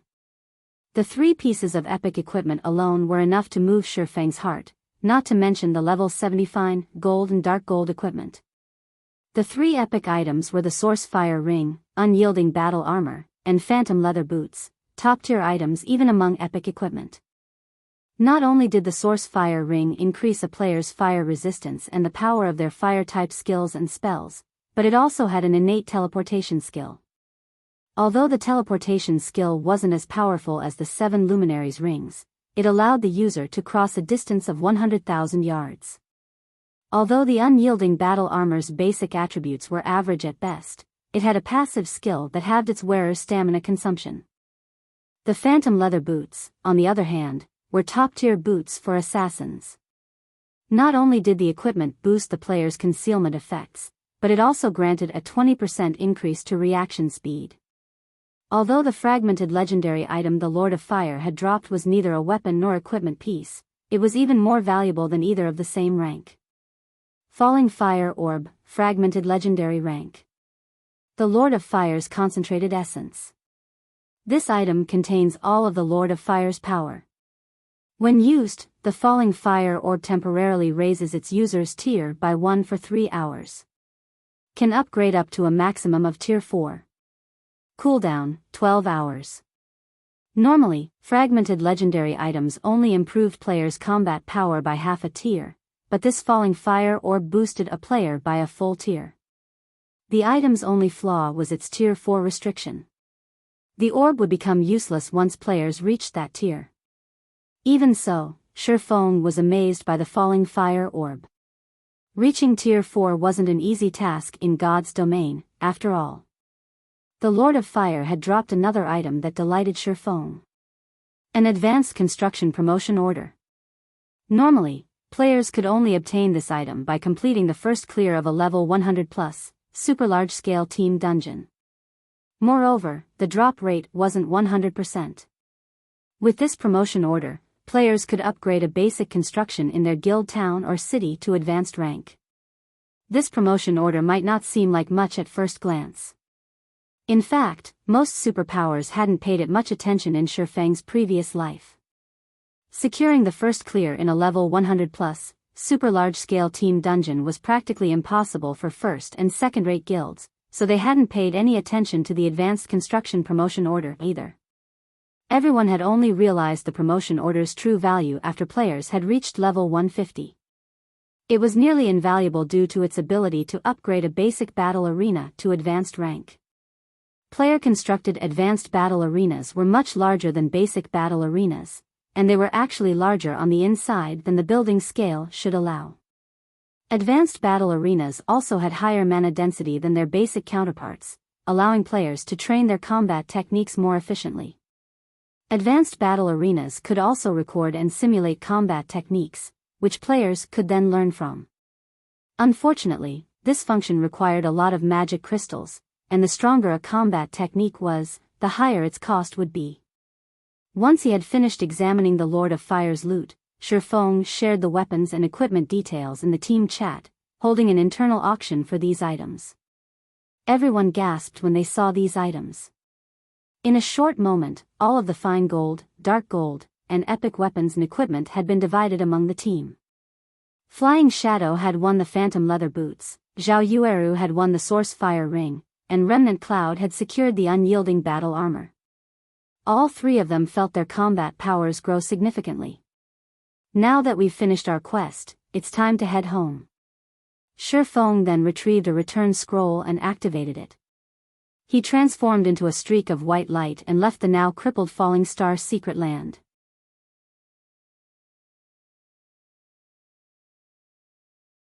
Chapter 21-22, Zero Wing in an Uproar Star Moon Kingdom, White River City. Shifeng and the others had spent 8 days fighting in the Falling Star secret land, and they were mentally exhausted from the repetitive grinding. However, when they returned to Zero Wing's residence in White River City, they were hit by the residence's depressing atmosphere before they had a chance to rest. Guild leader, you're finally back. Busy in the guild hall's main lobby, Yolan's weary features brightened with excitement when she noticed Shifeng's team returning to the residence. She hadn't been sure that she'd last much longer had Shifeng's team remained missing. What's the guild's current situation? Shifeng asked. Overall, it's bad. Many players and adventurer teams have joined the guild in the last week or so, but the guild's finances were already tight. To make matters worse, Starlink has started attacking us in the surrounding neutral maps. We've already suffered over 50,000 casualties. We've nearly had to empty our savings just to compensate the slain players. Fortunately, Unyielding Soul has sent us some aid, so we've been able to maintain the guild's operations, Yulan explained with a bitter smile. But if this keeps up, the guild's funds will run dry sooner or later. Moreover, the lack of funds isn't the most pressing issue right now. We've already depleted the weapons and equipment stock in our guild warehouse. If we don't replenish it soon, the guild won't be able to operate normally. How did the guild fall into such a state? I thought I had told everyone to limit our activity earlier. Shifeng was surprised to hear that the guild has suffered so many deaths. Starlink had only begun its assault a day ago, yet it had slain more than 50,000 Zero-Wing players in that time. No matter how he thought about it, the feat shouldn't be possible. Initially, we only lost around 20,000 lives, but Starlink refused to give up and ambushed out members after they moved to the Silverwing town area. Enraged, some of our guildmates led teams to face Starlink's members. Unfortunately, the results were far from ideal. The players Starlink has sent to attack us are impressively strong, especially a specific, fierce group. With just a 100-man team, they killed more than 10,000 of our players. 400 of the slain players were even members of the Dark God's Legion. That team also destroyed 2 of our Hell tanks. After that, I told everyone to stay put in Silverwing town. Only then did our casualty rate decrease. However, Starlink's members have surrounded the town and are causing a ruckus. Many of our guild members have begun to express their opinions on this issue. Holing up in the town isn't a long-term solution. The matter clearly frustrated Yulan. This clash with Starlink had shown her how truly powerful superpowers were. The quantity and quality of Zero Wing's experts and those in Starlink were on completely different levels. If current players weren't so low-leveled and low-tiered, not even Silverwing Town's defenses would have stopped Starlink's assault. So, that's the case. Yulan's report gave Shifeng a rough understanding of the guild situation. The predicament didn't particularly surprise Shifeng. The guild's collection of powerful weapons and equipment, as well as Zero Wing's large number of Tier 2 players, was why the guild could provoke so many superpowers and win multiple major battles. However, not only had Tier 2 players become more common, but the gap between Zero Wing's equipment standards and the various superpowers had begun to close. In addition, the new auction arena allowed the various superpowers to secure their rule in their territories, so they had less to worry about and could afford to dispatch more experts on long-distance tasks. Fire, take some of our people to Silverwing Town and get rid of the players causing trouble outside of our walls. They do not qualify to flaunt their strength in Zero Wing's territory. Shifeng said as he turned to Fire Dance, who stood beside him. Letting the guild's enemy cause a ruckus in its territory was bad for the guild's reputation. If this persisted, morale would also plummet.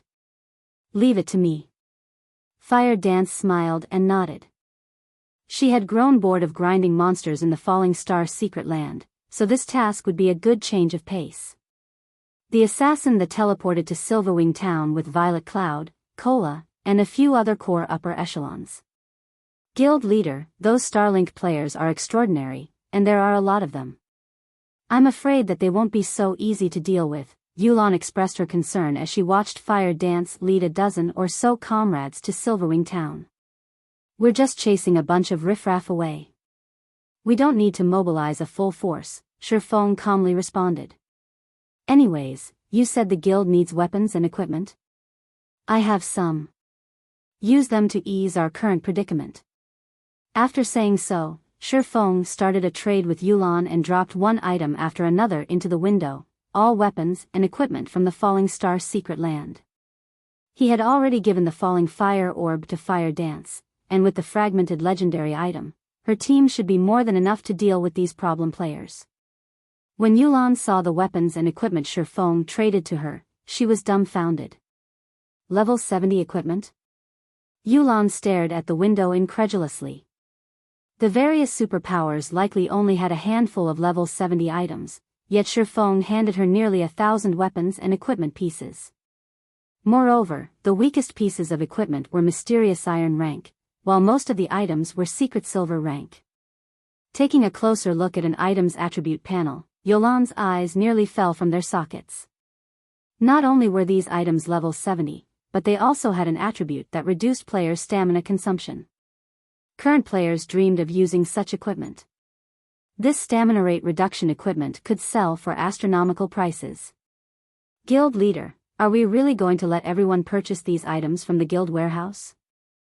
Yulan could not help but ask. Every weapon and equipment piece Shifeng had handed her was undoubtedly top tier at this stage of the game. These items could be used as capital to secure more resources in neutral maps. Any other guild would most likely reserve these weapons and equipment for their core members. They'd never give their normal and elite members access to such precious items. It's fine. Use them to motivate our members, Shifeng said, chuckling. While the level 70 mysterious iron and secret silver equipment were good, these pieces were nothing compared to the level 70 secret silver set equipment Shifeng still had in his bags. Yulan then stored the weapons and equipment in the guild warehouse, allowing members to purchase them for GCPs. Meanwhile, Shifeng secretly left the guild residence and made his way to the Adventurers Association to turn in the Lord of Fire's crusade quest. After all was said and done, the weapons and equipment he had collected were only a temporary solution. If Zero Wing wanted to defeat Starlink, these items wouldn't be enough. Zero Wing needed more funding and strength. Shortly after Shifeng left, the level 70 weapons and equipment appeared on the guild warehouse's exchange list. When they discovered these items, the guild members looking to upgrade their items stared at the new equipment with bloodshot eyes. Crap. Level 70 secret silver equipment. Am I dreaming? Did our guild rob some NPC's treasury? How do we have so many level 70 secret silver weapons and equipment? Quick, look. This equipment reduces stamina consumption. Amazing. If I had a full set of this equipment, I wouldn't have to worry about my stamina when I'm exploring neutral maps. A commotion tore through Zero Wing's residence as guild members discovered the newly stocked guild warehouse and began to think of ways to earn more GCPs to purchase the level 70 weapons and equipment. Meanwhile, news of Zero Wing's new collection quickly reached the various major powers.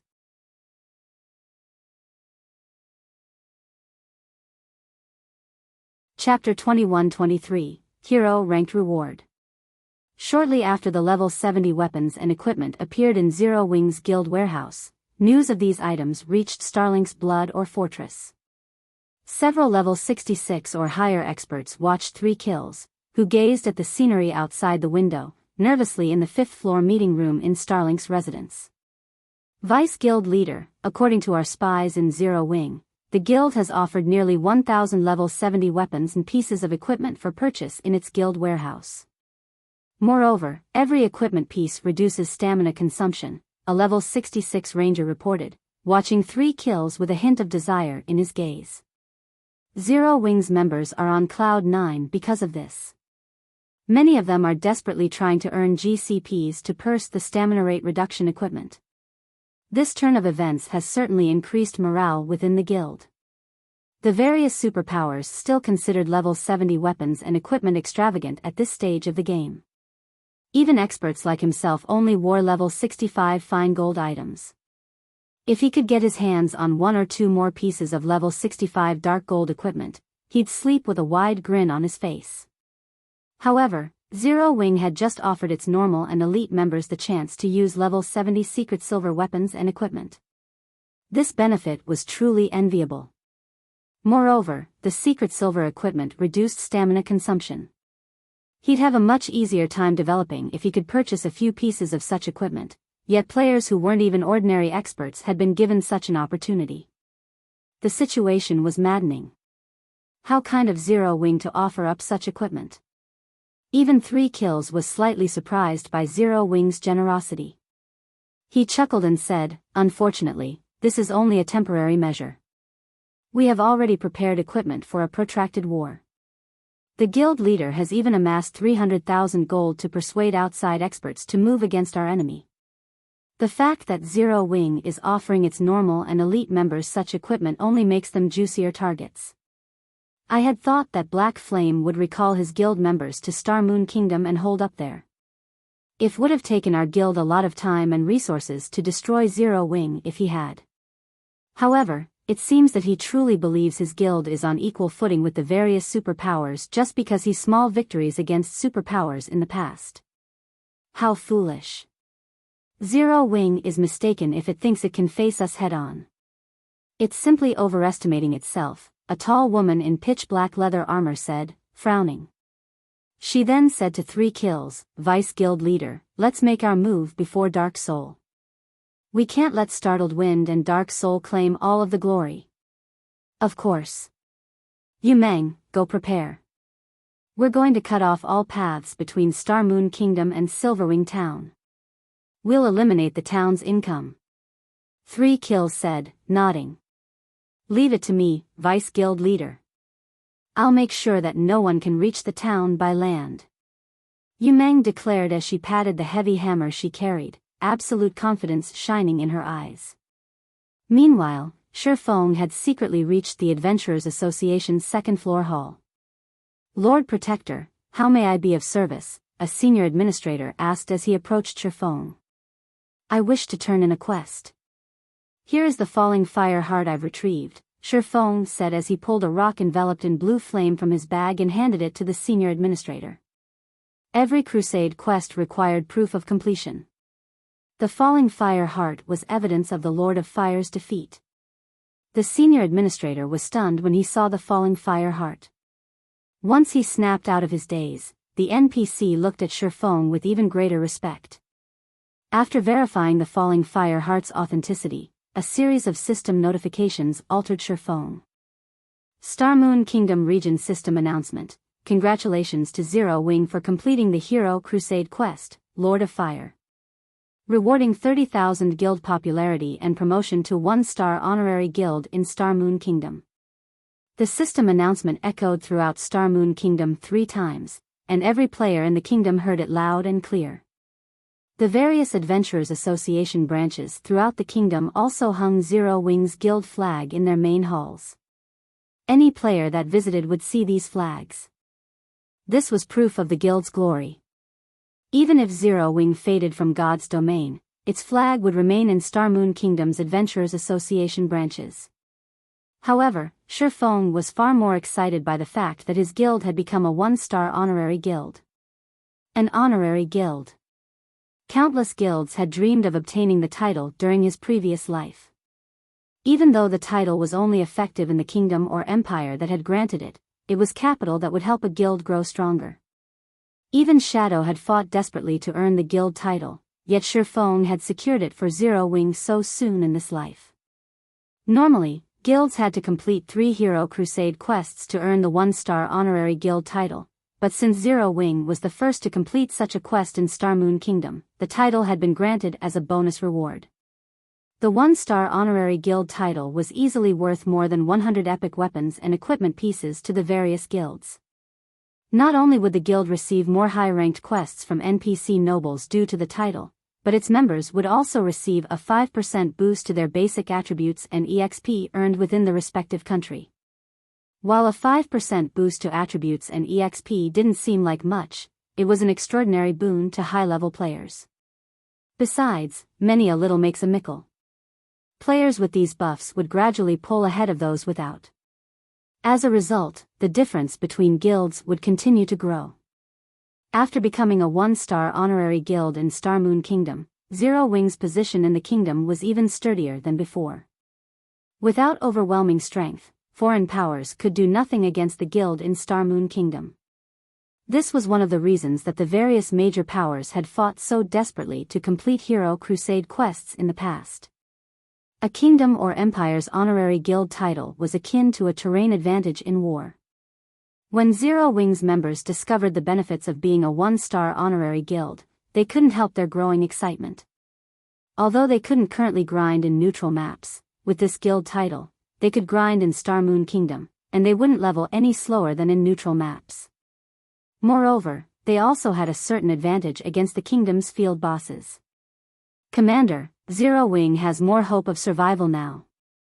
Even if Starlink prevents Zero Wing from developing in neutral maps, the guild can safely develop in Starmoon Kingdom, Iluafe, who currently resided in Silverwing Town, exclaimed.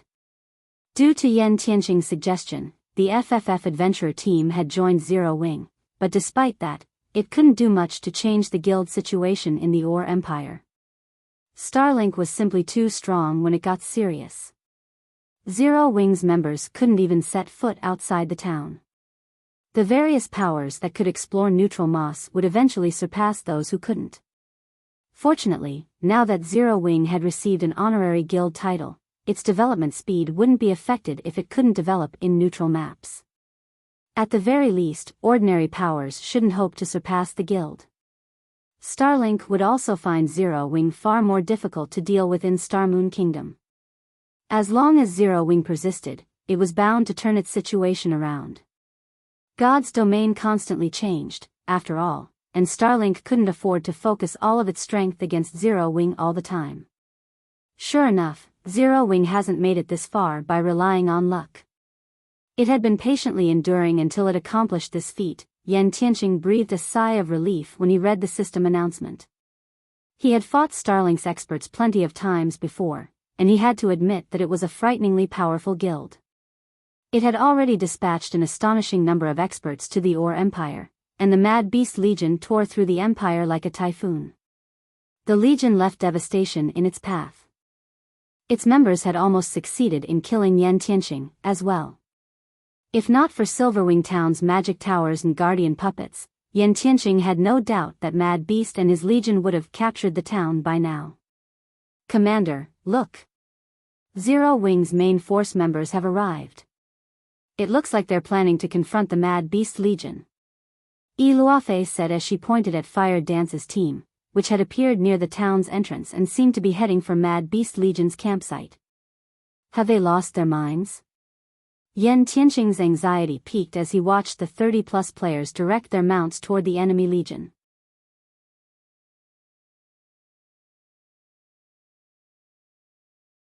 Chapter 21-24, Confrontation at the Entrance.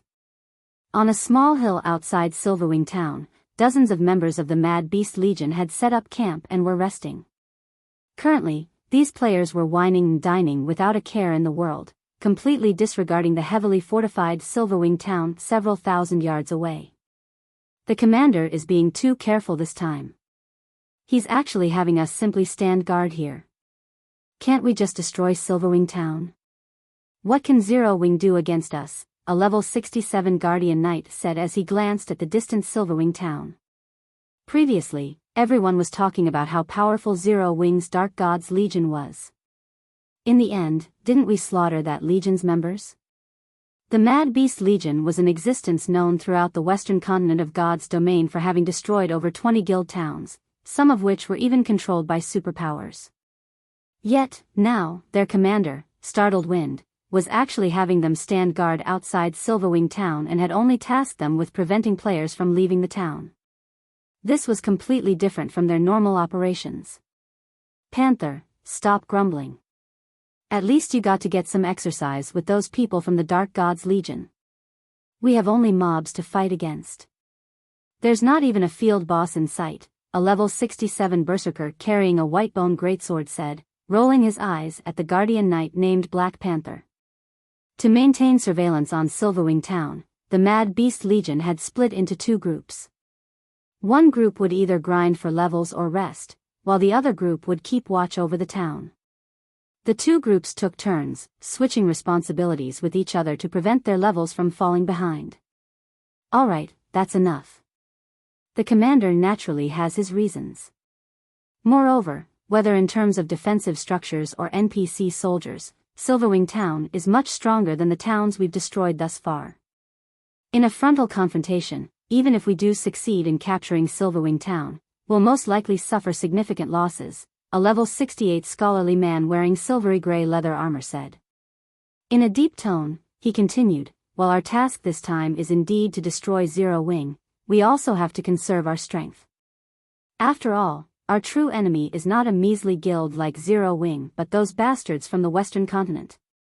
Since we can slowly whittle down Zero Wing without suffering any damage, we naturally don't need to invest too much effort and reveal our trump cards." At the scholarly man's words, everyone present immediately lost their sloppy manner and grew serious, especially at the mention of the bastards from the western continent. "Vice Commander, I heard that Zero Wing's Black Flame is very strong and that he had actually defeated the 4 Shadow Demon's Sword Demon. Between him and the commander, who do you think is stronger?" Black Panther could not help but ask curiously. When the Mad Beast Legion members heard Black Panther's question, they sent curious gazes at the scholarly man as well. They were conversant with the 4 Shadow Demons' strength. Every one of the 4 Shadow Demons was an absolute monster that had reached the domain realm decades ago. Meanwhile, among the 4, Sword Demon was ranked number 1 when it came to a frontal clash.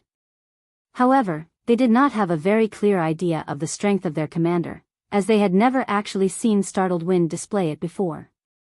The only person that might know would be their vice commander, Cloudy Mountain. After all, Startled Wind and Cloudy Mountain were once enemies. Both of them possessed monster-level strength. 50-50, I guess. After all, a field battle is different from an official competition. There are many things you can use in a field battle that you can't in a competition, Cloudy Mountain replied after giving the matter some thought. Vice Commander, aren't you giving that Black Flame too much credit? In my opinion, that Black Flame might not even be a match for Party Leader Inc., let alone having an even chance against the commander. That's right. That Sword Demon is already an old man. His mental state is no longer at its peak.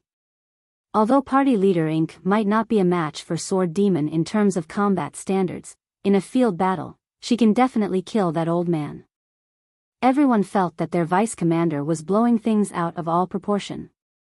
The 4 shadow demons might be legends, but the Mad Beast Legion's current fame and strength were both superior to the 4 shadow demons. Setting aside the Mad Beast Legion's commander and vice commander, just its team leaders were already enough to inspire fear in even first-rate guilds. Take Ink Rain, the Mad Beast Legion's #1 party leader, for example. She had fought over 10 monster-level experts thus far. Moreover, like every member of the Mad Beast Legion, she was also very adept at field battles. If Ink Rain fought Sword Demon out in the fields, even Sword Demon would be in serious trouble. While the Mad Beast Legion members were bickering, dust clouds suddenly appeared a short distance away. Some of the players that were keeping a lookout on the campsite surroundings noticed this immediately. "Vice Commander, there are people charging toward us from Silverwing Town," a ranger shouted after observing the dust clouds using eagle eyes.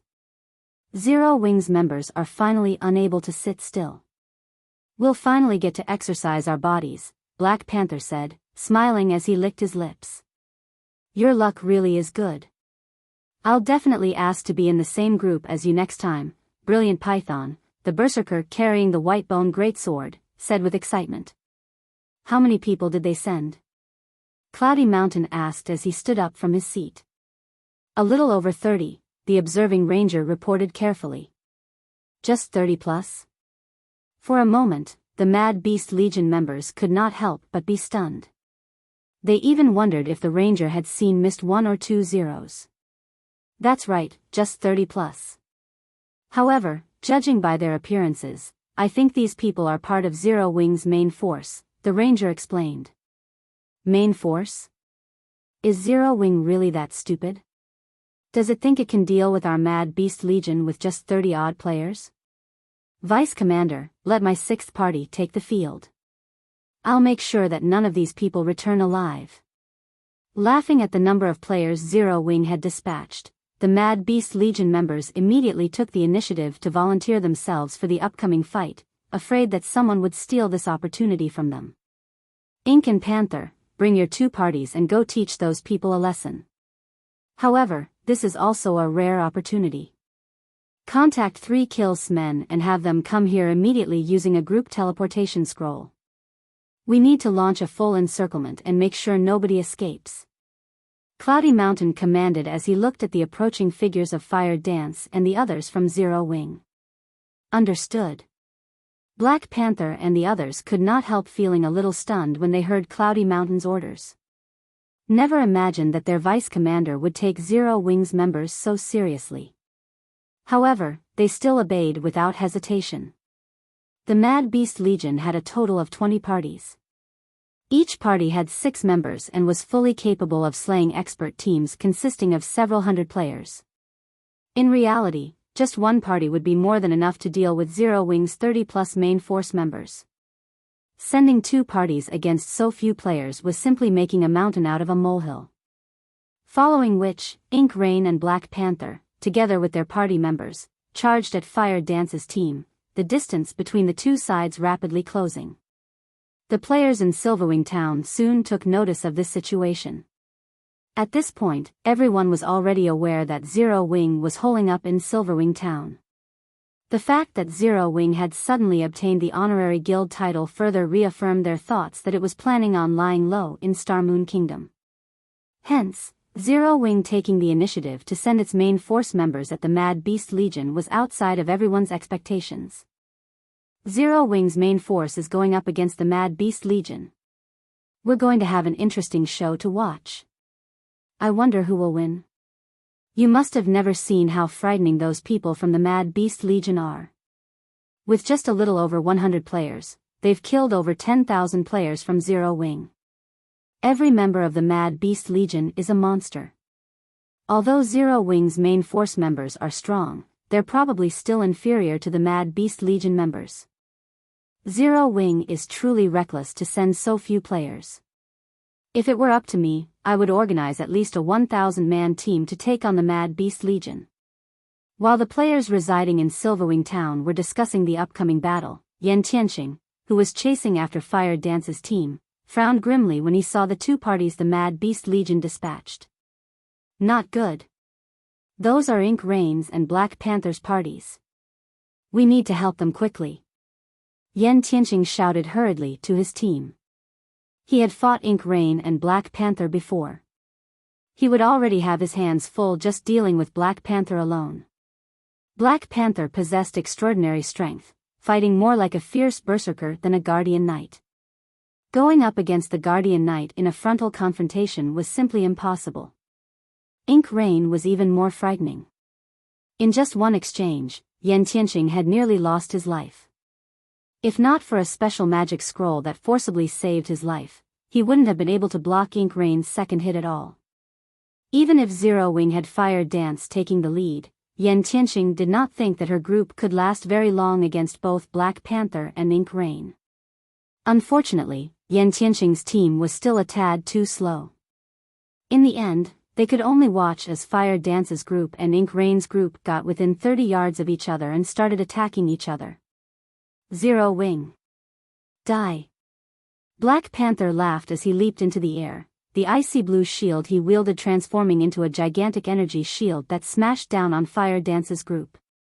Not only did Black Panther's attack cover a 30-yard radius, but the strength it carried also warped the space around it.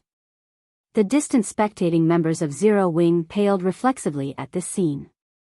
This move was most likely sufficient to annihilate a 100-man expert team instantly. Just as the mountain-like energy shield was about to land on the Zero Wing group, Cola suddenly jumped into the air with Titan Guard raised.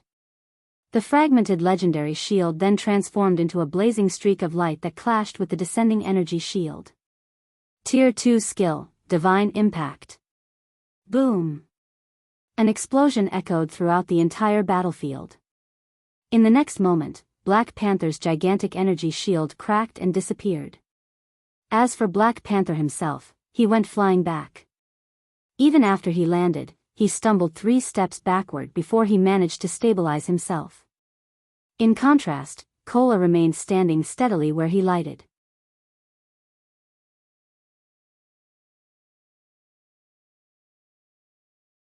Chapter 21-25, Steamroll. The two Guardian Knights' initial clash caused a huge commotion. Even players standing thousands of yards away felt the resulting shockwave. So strong. The various major powers and independent experts watching the battle from magic mirrors in Silverwing Town couldn't believe their eyes. Rather than players, Cola and Black Panther looked like two gigantic beasts as they fought for the upper hand. Every one of their movements shook the ground as the sky above them rumbled. These Guardian Knights' strength was so far from ordinary experts that the difference was like that between heaven and earth. How is this possible? Yan Tianqing's heart pounded madly as he watched Black Panther fly backward and stumble 3 steps before regaining his footing. Yan Tianqing was very familiar with Black Panther's strength, which even surpassed a Great Lord's. After including his skill bonuses, Black Panther's strength could certainly rival a Grand Lord's of the same level. In the few instances that Yan Tianqing had faced Black Panther's energy shield, he had been forced to rely on vanish or wind steps to evade the attack. Cola, on the other hand, only relied on ordinary Tier 2 skills to block or evade Black Panther's attacks, and it was obvious that the Zero Wing member had even higher strength than his opponent. If Cola had activated a Berserk skill, this scene might have made sense, but he clearly hadn't. He actually overwhelmed Black Panther with only Tier 2 skills. His strength was truly inhuman. Who is he? A trace of fear flashed in Black Panther's gaze as he stared at Cola's bear-like figure. This outcome shocked Black Panther even more than Yan Tianqing. The Mad Beast Legion's members weren't ordinary Tier 2 players. They had all undergone bloodline replacement, which meant that their life ratings were much higher than ordinary Tier 2 players, rivaling demon players. However, they gained far more to their basic attributes when they leveled up than demon players. Their basic attributes were far beyond what ordinary Tier 2 players could achieve. The only flaw bloodline replacement had was the intense difficulty players faced during their future class promotions, but those capable of earning a place among the Mad Beast Legion were experts among experts. They were all confident of completing their future promotions without issues. Once they did, they'd be much stronger than players of the same tier, so they didn't mind the extra difficulty. Black Panther quickly disregarded his surprise. PvP battles weren't decided solely by the combatant's basic attributes. Immediately, the Starlink Guardian Knight raised his shield and charged at Kola again. He didn't intend to fight Kola head-on this time, relying on his speed to outmaneuver his opponent, find weak points, and slowly chip away the enemy Guardian Knight's HP. After the Bloodline replacement, players' movement speed, attack speed, and reaction speed would improve considerably. While this improvement might not do much for agile assassins, it would be extremely beneficial for bulky Guardian Knights. However, Kola did not give Black Panther any chances to touch his HP. He immediately activated the Scorching Wind set's War God of Fire skill, transforming into a 6-meter-tall, flaming giant. Wielding a burning axe in one hand and a flaming shield in the other, Kola looked like this land's overlord. Raising his fiery axe, Kola swung down at Black Panther's approaching figure. Zero Wings lead MT had gained a general understanding of Black Panther's power during their initial clash. If he tried to rely on techniques to defeat his enemy, Black Panther would eventually whittle him down, and he'd lose. After all, Black Panther's basic attributes were roughly on par with his own. The only way Kola could win this fight was by relying on overwhelming power. Damn it! Black Panther's expression darkened as he watched the gigantic axe descend toward him. He could tell that this attack likely had the strength of a mythic monster, and Kola's attack had a massive 30-yard radius. With less than 10 yards between them, dodging the axe was impossible. Instinctively, Black Panther activated his Berserk skill, his basic attributes skyrocketing. He then activated Protection Blessing and moved forward to greet Kola's attack. When Kola's flaming axe collided with Black Panther's shield, a towering pillar of fire rose from the point of impact. The flames instantly scorched the ground beneath Black Panther's feet. Boom! As the fire subsided and revealed the fighters, the watching players couldn't help but gasp. The difference between the two Guardian Knights' strength hadn't been that large during the previous clash, yet even after Black Panther had activated his Berserk skill, Kola was still tremendously stronger than the Starlink player. With just one attack, Kola had devoured 20% of Black Panther's HP, and the ground beneath his opponent had sunk by roughly 4 meters. Kola's strength was simply horrific. However, no one knew that the Scorching Wind set Kola wore had been known as one of the strongest level 70 sets during Shifeng's previous life.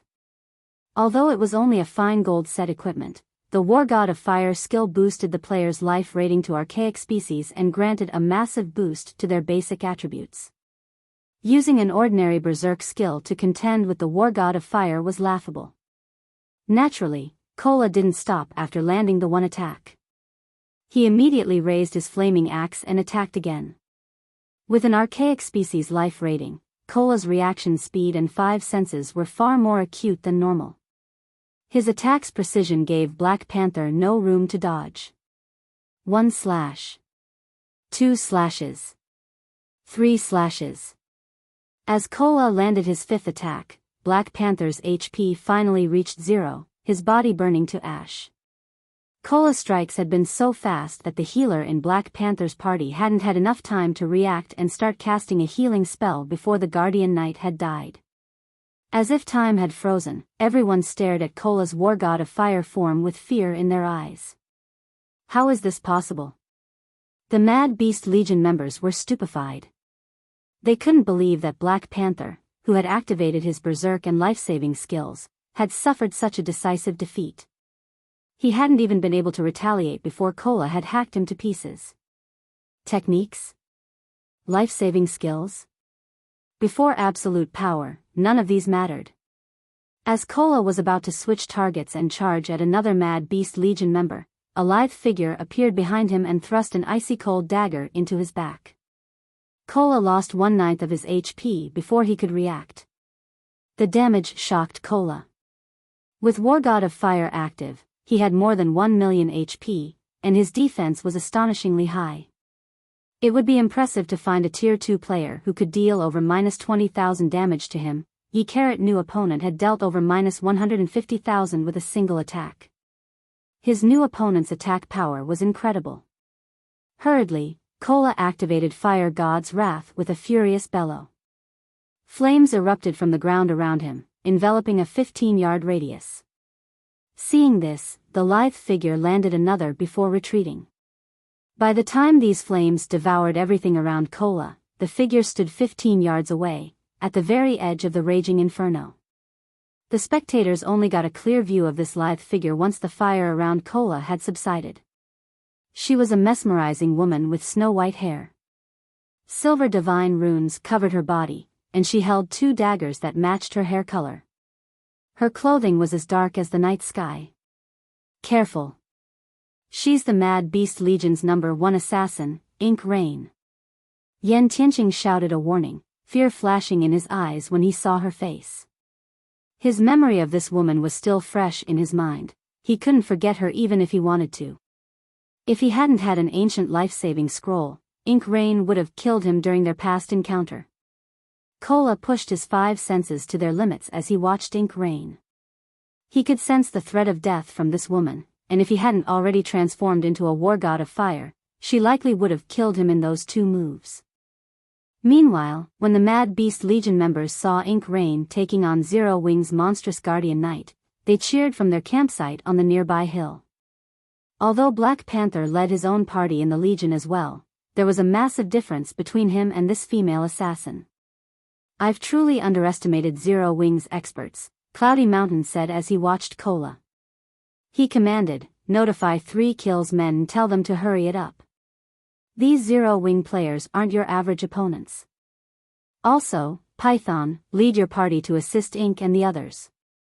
She'll likely need some time to take out that Guardian Knight if she's fighting by herself." Kola's performance had been surprising, but as the Mad Beast Legion's vice commander, Cloudy Mountain was very familiar with Ink Rain's strength. He was certain that she could defeat Kola. However, the members of her and Black Panther's parties would likely face a bitter battle against Zero Wing's other members while Ink Rain was busy with the Guardian Knight. To end this quickly and avoid unnecessary losses, Cloudy Mountain thought it wise to send another party. As Brilliant Python and his party prepared to move out, Zero Wing's other members engaged Ink Rain and Black Panther's party members in combat. Meanwhile, Kola used his strongest skills against the enemy assassin, but despite his efforts, Ink Rain gracefully dodged every fervent attack. Kola's axe didn't even brush Ink Rain's clothing. On the contrary, Ink Rain dealt some damage from time to time. It seems Zero Wing's experts only amount to so much. Glancing at the Guardian Knight before her, Ink Rain spun her daggers, clasping them in a reverse grip. The 2 weapons then transformed into crystalline short swords so sharp that space around them began to crack. Following which, female assassin became a blur before splitting into 3 clones. All 3 attacked Kola from different directions. 6 black lines reached for the Guardian Knight, and despite Kola's improved reaction speed, he was only able to block 4 of the 6 attacks. As the 2 remaining black lines were about to bite into Kola's flaming form, 2 sword-likes abruptly intercepted them. The black lines disintegrated into nothing the moment they encountered the sword lights, sparing Kola. "Who are you?"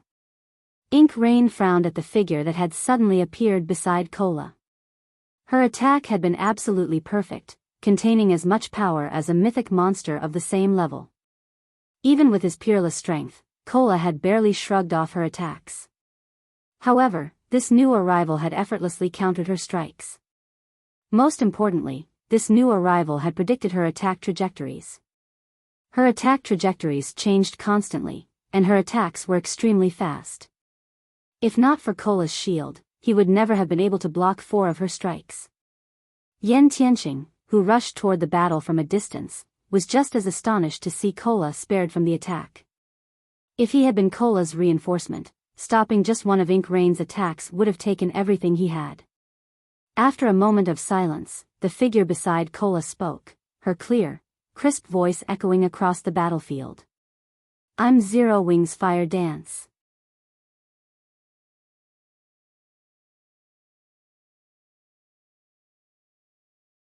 Chapter 21-26, Sudden Cry. After seeing Fire Dance in action, the distant spectating Mad Beast Legion members realized this was serious. Unlike Ink Rain, glowing, silver runes didn't cover Fire Dance's body. Instead, her form was shrouded in a black mist as if she were some kind of demon lord.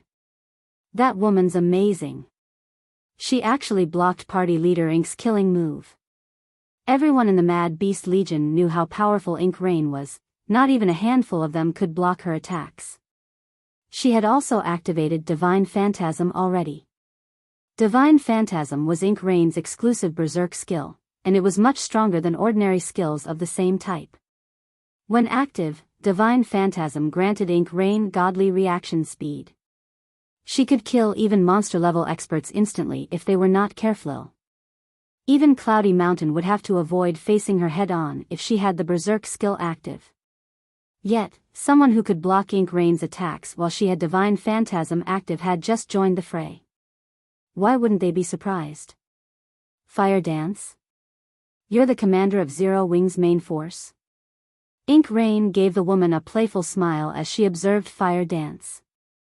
I never would have thought that, aside from Black Flame, Zero Wing had another powerful expert. It seems this battle will finally become interesting. Alright, come at me, both of you. Ink Rain's arrogance enraged Zero Wing's main force members. In contrast, Yan Tianqing and FFF's former members didn't seem angry as they arrived on the scene. Rather, they watched Ink Rain with fear in their eyes. They knew how strong this willowy woman truly was. Be careful, Commander Fire Dance. She's far stronger than what she's shown thus far. I suggest that we work together to take her down while she's still being reckless. I'm afraid that we will find her far more difficult to deal with once she gets serious, Yan Tianqing quietly suggested. Yan Tianqing had gained a faint understanding of the woman's prowess when he had fought her. She wasn't just a domain realm monster, she had actually progressed quite far in the domain realm. Moreover, she hadn't taken Cola seriously since she had joined the fight. He was certain of that much. When Ink Rain had previously activated Divine Phantasm, she had single-handedly destroyed a Guardian Puppet and Hell Tank. However, that wasn't the woman's most frightening aspect. Her speed was far more dangerous, even heaven-defying. When He-Ad fought her, none of the supporting Guardian Puppets or Hell Tanks had been able to land a single hit. Although Cola currently had the strength to rival mythic monsters, he was far slower than the Guardian Puppets. His overall combat power was only on par with the constructs. He wouldn't be able to hit Ink Rain despite his best efforts. Even though Fire Dance had joined the battle, her participation was no different than pitting two Guardian Puppets up against Ink Rain. Killing this female assassin would still be arduous. They only had a chance if they worked with him and Iluafe. If the four of them cooperated, even Ink Rain would be in trouble. No, I'll deal with her myself. I want you guys to make sure the others don't escape, Fire Dance said, shaking her head. This, Fire Dance's reply made Yan Tianqing anxious. He could guess what Zero Wing's top assassin was thinking. He, too, had thought that he could defeat any expert he encountered when he had been young. But Ink Rain was no ordinary expert. She was even stronger than ordinary monster-level experts, and not even Black Flame would necessarily defeat this assassin. Since Big Sis Fire is sure, Brother Yan, there shouldn't be a problem. Let's focus on the other Mad Beast Legion members, Cola advised. Cola's confidence rendered Yan Tianqing speechless. They had just thrown away the perfect opportunity to deal with Ink Rain. Now, she'd be far more difficult to defeat. Ink Rain likely had a firm grasp of Zero Wing's strength by now, and with her speed and wits, entrapping her would be impossible. Are you done yet? Ink Rain asked, flashing Yan Tianqing and Iluafe a faint smile. If you want to come at me together, I won't mind. She was absolutely confident in her strength and speed. Two more Void Realm experts wouldn't change the outcome of this fight. It would be a waste to face you with 4 people. I'll be more than enough, Fire Dance calmly replied. You? Alone? How confident. I wonder if you really are strong enough to back up your claim? Ink Rain's gaze grew chilly when she heard Fire Dance's response, and the experts around them shuddered as they felt her killing intent. Ink Rain then vanished and transformed into 5 phantoms as she dashed toward Fire Dance. 9 phantom steps. Party leader Ink is getting serious. That girl, Fire Dance, is definitely dead now. She's actually dared to anger party leader Ink. When they saw Ink Rain vanish and reappear alongside 4 copies, the Mad Beast Legion members' eyes glowed with respect and admiration. 9 Phantom Steps was a bronze combat technique Starlink had obtained through a bronze legacy tablet. Of all of the Mad Beast Legion members, only Ink Rain had learned a portion of the technique. Although Ink Rain still couldn't create 9 phantoms, the fact that she could create 5 was astounding. Moreover, not even Domain Realm experts could differentiate between the 5 phantoms. Although the 9 Phantom Steps was an incredibly powerful technique, it had glaring flaws. Using the combat technique consumed an extraordinary amount of stamina and concentration. Even a monster like Ink Rain could only execute the technique 4 times with full stamina and concentration. Seeing her utilize the technique in combat was a rare treat. It's over. Yan Tianqing's expression sank when he saw Ink Rain's 5 clones. He knew that she was an absolute monster, but he hadn't realized that she was this strong. Not even he could determine which phantom was Ink Rain's real body, not to mention Fire Dance. As the 5 phantoms reached Fire Dance, they all brandished their gleaming white short swords, launching 10 attacks in total. The attacks were imperceptibly fast and accurate, impossible to block or dodge. Moreover, Ink Rain had launched all 10 in intervals. Even if Fire Dance used Vanish or Wind Steps, the skill's brief invulnerability could save her from all 10 attacks. Activate! Fire Dance shouted as she activated the falling fire orb in her bag. Her aura skyrocketed instantly, and everyone around her was suddenly overwhelmed with terror as its intensity washed over them. For a moment, they felt as if a true mythic monster stood before them. Zero Wings Assassin then brandished her 1,000 transformations. Fire Dance didn't seem to move quickly. In fact, everyone watching could see her actions clearly. However, the world seemed to freeze as she brandished her fragmented legendary weapon. It looked like only Fire Dance moved while everyone around her stood still. Where 1,000 transformations passed, it left behind a black spatial tear surrounded by faint arcs of electricity. As everyone watched, the weapon slowly collided with Ink Rain's snow-white short swords. Boom! Starlink's female assassin shot backward like a cannonball, crashing into the ground 15 yards away from Fire Dance. Her hands trembled uncontrollably as his short swords hummed with an ear-piercing sound. A moment later, 1/5 of Ink Rain's HP bar vanished.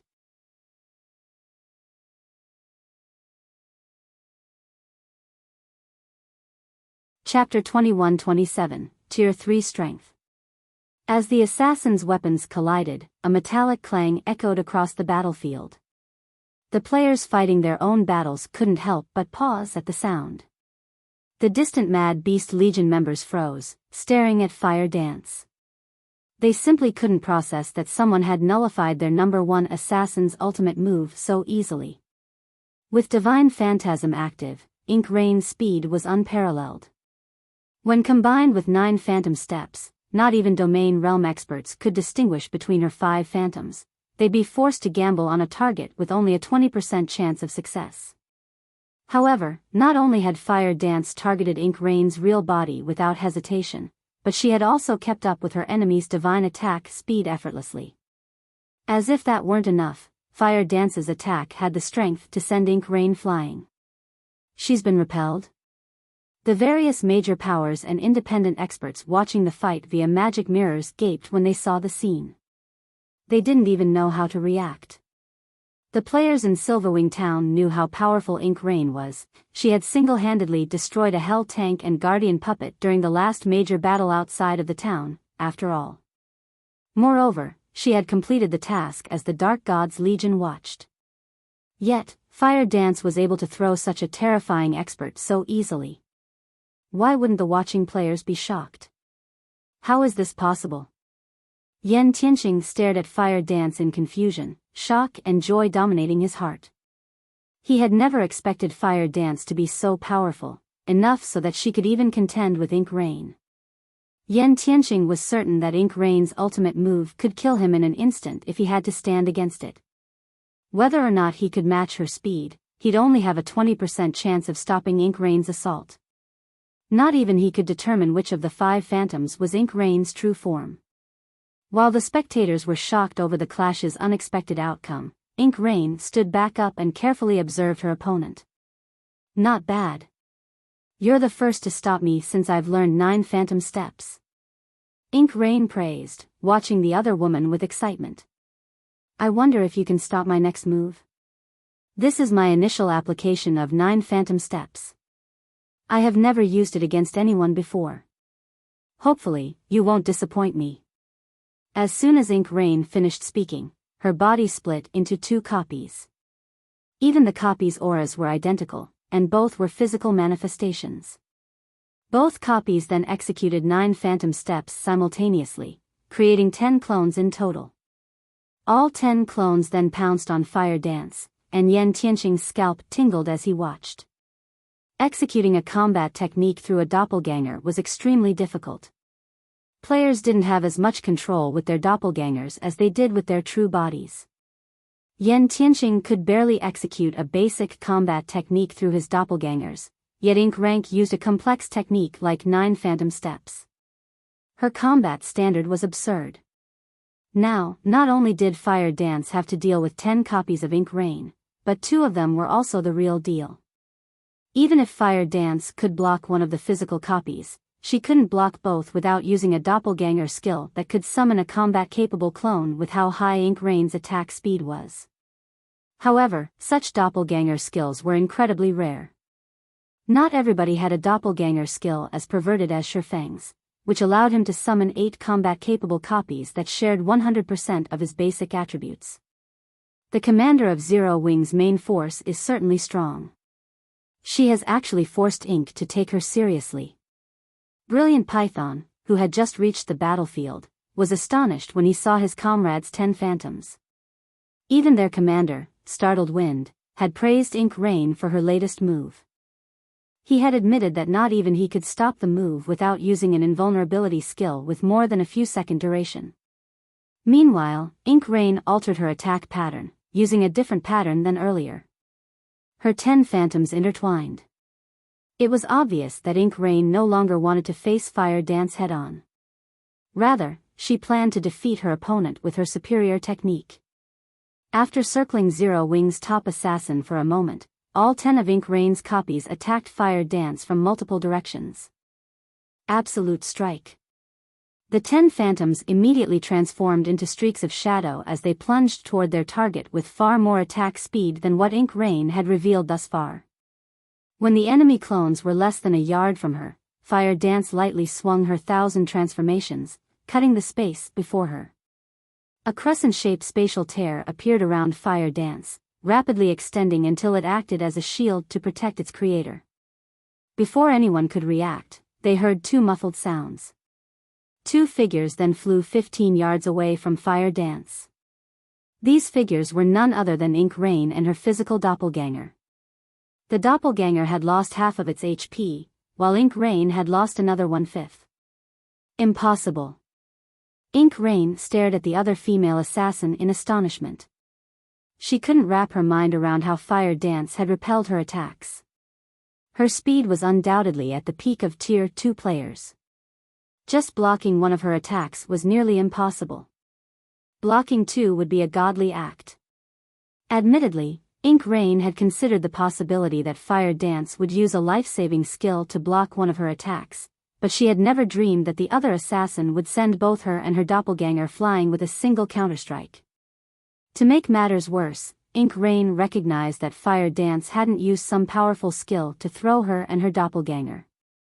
It had been a simple slash, yet this normal counterstrike had kept up with both of her attacks. It just didn't make sense. As Ink Rain watched her opponent in confusion, Fire Dance abruptly disappeared. Where is she? Did she use Vanish? Everyone's curiosity grew when they lost track of Zero Wing's assassin. Ink Rain pushed her 5 senses to their limits to detect her opponent, but before she realized it, Fire Dance already stood before her, her 1,000 transformations gracefully descending on her. However, despite discovering the woman, Ink Rain wasn't fast enough to react to the attack, no matter how hard she tried. She could only watch as the short sword bit into her. As 1,000 transformations sliced through Ink Rain's body, Starlink lost the last of her HP, Ink Rain's vision darkened, and her body collapsed before she even had the chance to comment. So fast. Although the process seemed slow, the spectators hadn't had time to take a breath before Fire Dance had ended Ink Rain's life. Ink Rain's dead. How is this possible? The players watching the battle stared with slack jaws. Without any suspense, an expert of Ink Rain's caliber had been slain. Why wouldn't they be shocked? The scene even surprised Cola. No one here had a better idea of Fire Dance's prowess than he, and even if she carried a fragmented legendary weapon and more epic items than he had, she shouldn't be this powerful. Naturally, the victory didn't faze Fire Dance. She wielded one of the guild's top secrets, the falling fire orb, which only her and Shifeng knew about. With her artificial rise to Tier 3, fighting a Tier 2 player like Ink Rain was like pitting an adult against a baby. To everyone else, Ink Rain might have seemed lightning fast, but Fire Dance had no issues keeping up with the other assassin's speed. When it came to a competition of strength, needless to say, Fire Dance had an overwhelming advantage. While everyone was shocked over Ink Rain's death, Fire Dance wasn't idle. She shifted her sights to the Mad Beast Legion's remaining members. Tier 2 players were little more than infants before a Tier 3 player. Without powerful life-saving tools, they had no hope of contending with Fire Dance. Furthermore, Fire Dance had a fragmented legendary weapon to amplify her basic attribute and physique advantages.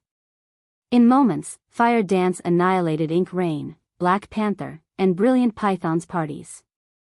Of the 3 Mad Beast Legion party leaders that participated in the battle, Brilliant Python was certainly the most unfortunate. As soon as he arrived on the battlefield, Fire Dance's sword claimed his life. He hadn't even had the chance to flee. For a time, silence dominated the battlefield. The spectating major powers and independent players in Silverwing Town were terrified as they watched the fights play out. How was this supposed to be a battle? This was just a massacre. What should we do, Vice Commander? One of the Mad Beast Legion members asked Cloudy Mountain, watching Fire Dance slaughter his allies, one after another, with a terrified expression. Retreat. Cloudy Mountain commanded, still watching Zero Wing's top assassin.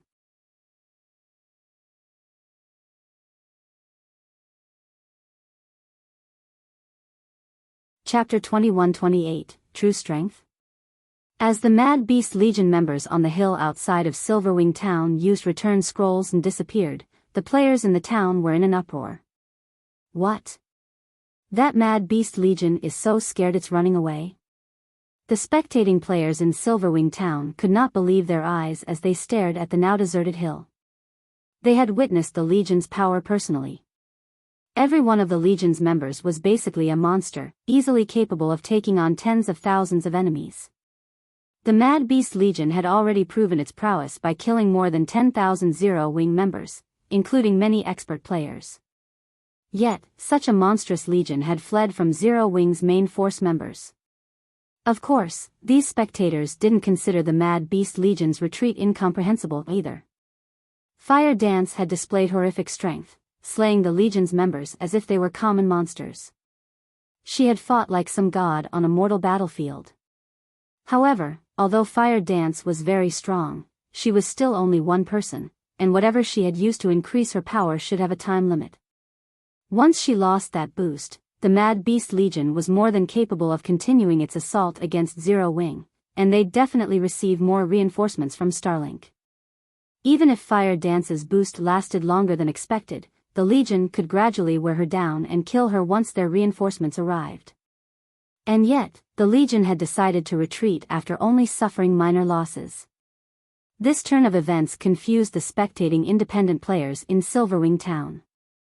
The Mad Beast Legion had previously boasted that it would kill any player that exited Silverwing Town's gates, yet these players had run with their tails between their legs. This choice certainly dragged the Legion's reputation through the mud. Only the various major powers experts understood why the Mad Beast Legion had chosen to retreat. Unlike the general populace, they understood the implications of Fire Dance's ability to kill an expert like Ink Rain so effortlessly. Numbers wouldn't matter before a player like Fire Dance. Sending in any number of experts that were weaker than Ink Rain would be futile. She could slay those experts as easily as killing low-level monsters. Fire Dance's destructive power on a battlefield was akin to a strategic missile. Even if Fire Dance had activated a berserk skill and her peerless strength had a time limit, she could end countless players' lives in that time. Furthermore, she could simply retreat to Silverwing Town before the skill's duration ended, and the Mad Beast Legion wouldn't be able to touch her. After waiting for the cooldown to end, she could repeat the process. The Legion would only continue to suffer if it insisted on standing its ground. Hence, cutting their losses and retreating was the wisest decision Starlink's players could make. I really hadn't expected Zero Wing to have such a trump card remaining. Starlink will likely find it more difficult to cut off Silverwing Town, now. That's right.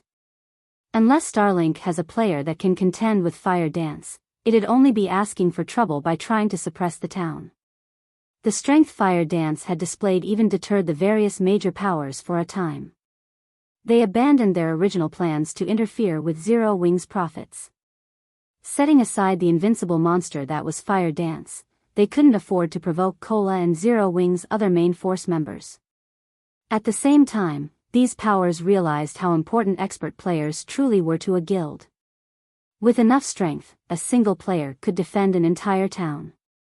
After this battle, the various major powers began to put more emphasis on nurturing their guild experts. Most of the independent players in the town had also gained a new understanding of expert players. This battle had utterly altered their mindsets. In the past, experts' usefulness had been limited to small-scale combat and dungeon raids, but now, expert players had proven that they could influence a town's prosperity. Meanwhile, Yan Tianxing and the others, who stood behind Fire Dance, could not help their elation after the battle. Not only had this battle restored confidence to Zero Wing's members, but it had also broken Starlink's hold on Zero Wing in neutral maps. Zero Wing no longer had to worry about suppression from other powers.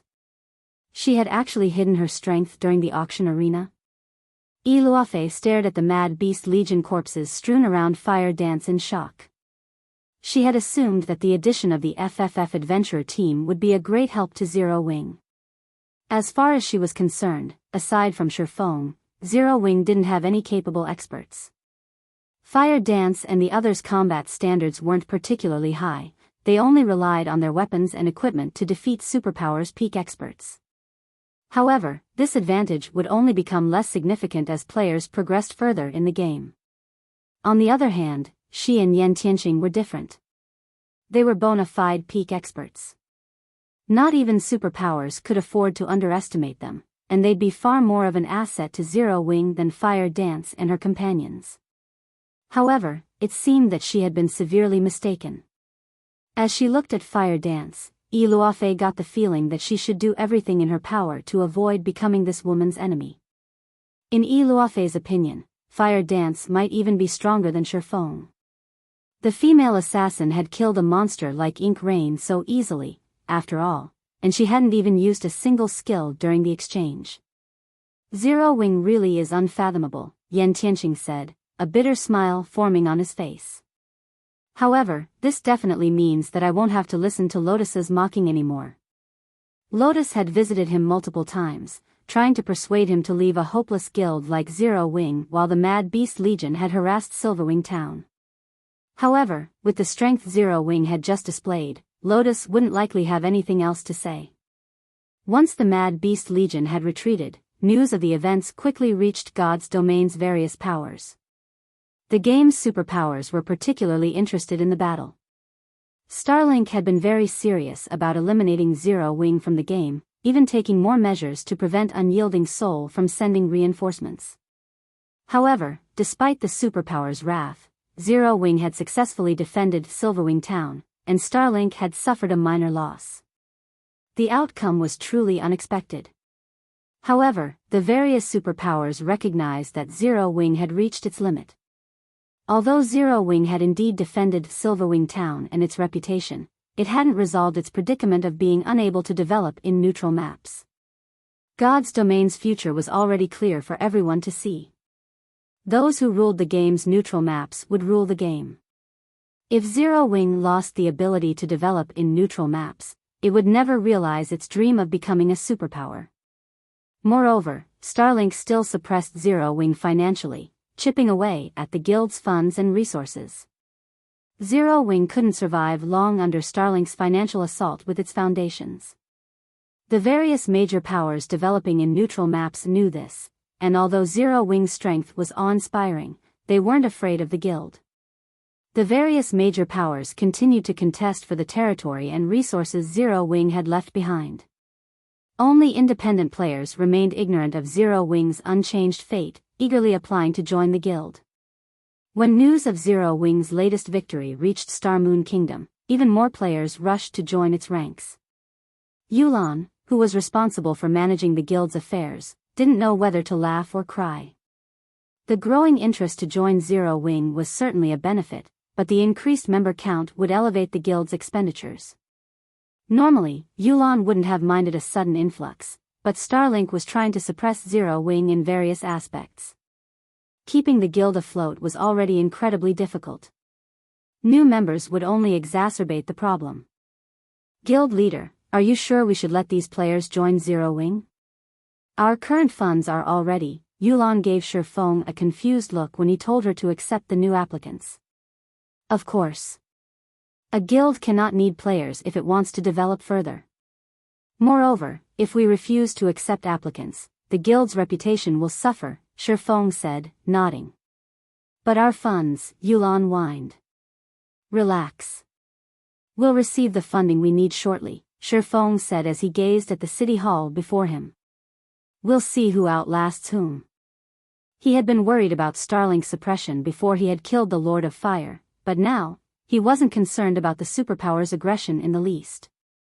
As long as he connected White River City and Stone Forest Town's auction houses, he could just sit back and count his money. After saying so, Shifeng disconnected the call and entered White River City's City Hall.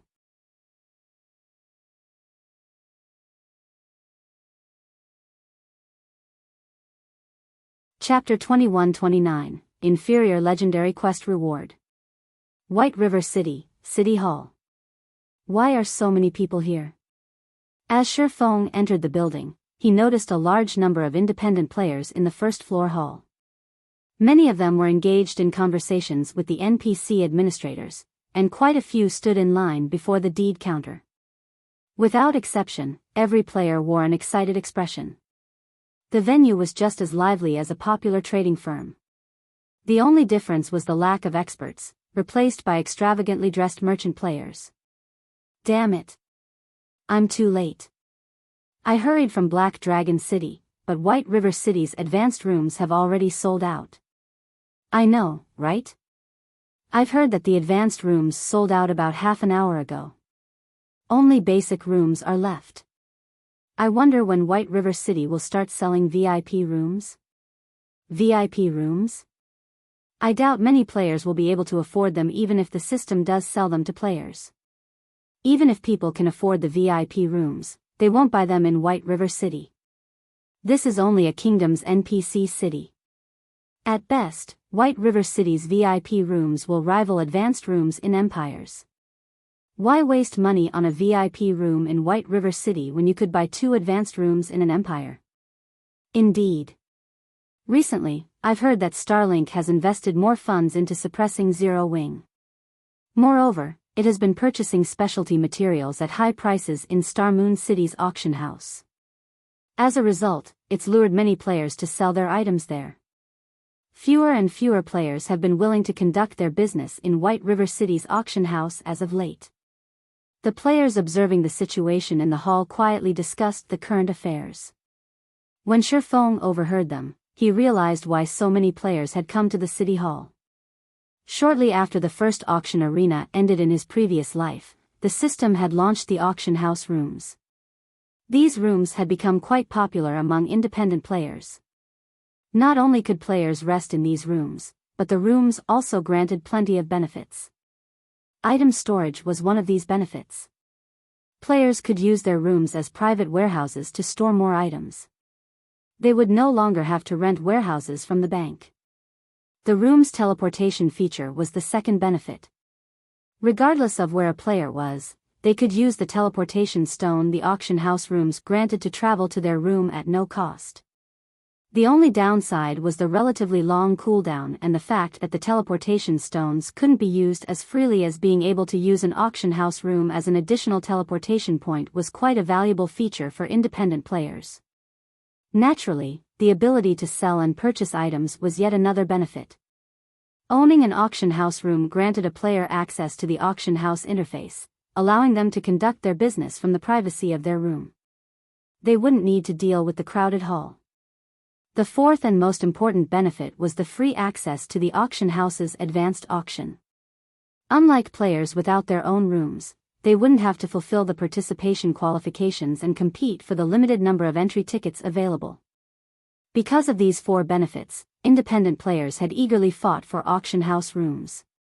Naturally, powers that controlled NPC auction houses also benefited from the auction house rooms. As they sold more rooms, these powers would receive a higher percentage of the revenue shares. However, auction house rooms were not cheap, and players could only purchase a room on a monthly basis. Hence, the number of rooms an auction house sold depended on the managing power's abilities. If the power's NPC auction houses prospered, more buyers would be attracted to the auction house's rooms. Because of this, the powers that ruled over an NPC auction house took their management role quite seriously. Some had even done anything to improve their NPC auction house's business in the past, easily raking in as much profit as multiple ordinary auction houses. Of course, doing so came with a huge risk.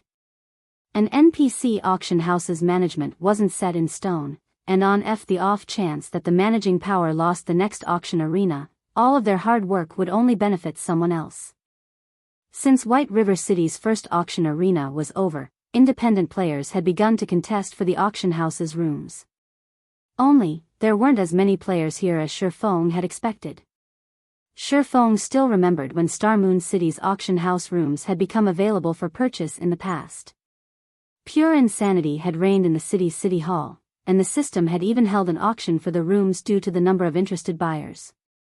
By the end of the auction, both the advanced and the basic rooms had completely sold out.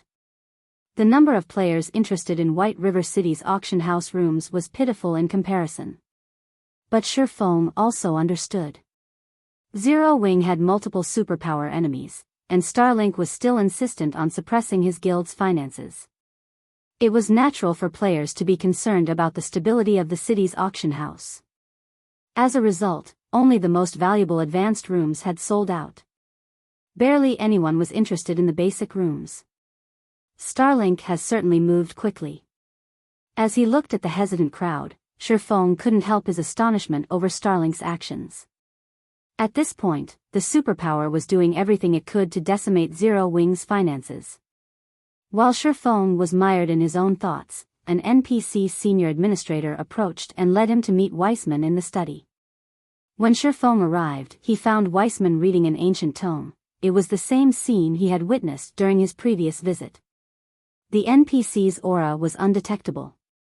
Anyone unfamiliar with the NPC would find it hard to believe that this man was, in fact, a Tier 5 Grand Wizard. Quickly, Shifeng handed Weissman 100 units of 7 Luminaries Crystal and the Hero Crusade Quest Certificate. You really are a surprising adventurer. I hadn't thought that you'd complete the requirements so soon. It's no wonder why Charlene values you so much, Weissman said, looking at Shifeng with a hint of surprise flashing in his eyes. Seeing this reaction, it was hard to believe that Weissman was actually an NPC. He seemed more like an average, friendly elder. Here is the proof of release you need. I hope it will help you progress. As soon as Weissman handed Shifeng a roll of parchment, the sounds of a series of system notifications reached Shifeng's ears. System, congratulations. You have completed the Inferior legendary quest, Road to Prosperity. Rewarding 1 proof of release for White River City's auction house, 2 level increases, legacy skill points +5, and free mastery points +20. Shifeng instantly leveled from 74 to 76, but rather than spend the legacy skill points he had just received recklessly like most players with a hidden class, he chose to save them. First, he didn't currently need any additional skills. He was already quite strong, 6 levels higher than Fire Dance and the other main force members, who were already far above God's Domain's top-leveled players. Second, Tier 2 was merely a transition period for players. The game became truly challenging once players reached Tier 3, and legacy skill points would become far more difficult to acquire. If players spent their legacy skill points recklessly for a brief boost to their strength, they'd pay for it later in the game. Many experts had regretted their rushed decisions during Shifeng's previous life. System, you have completed the Road to Prosperity. You may choose between a peak construction design and a gold town promotion order as a bonus reward. You have 5 minutes to decide.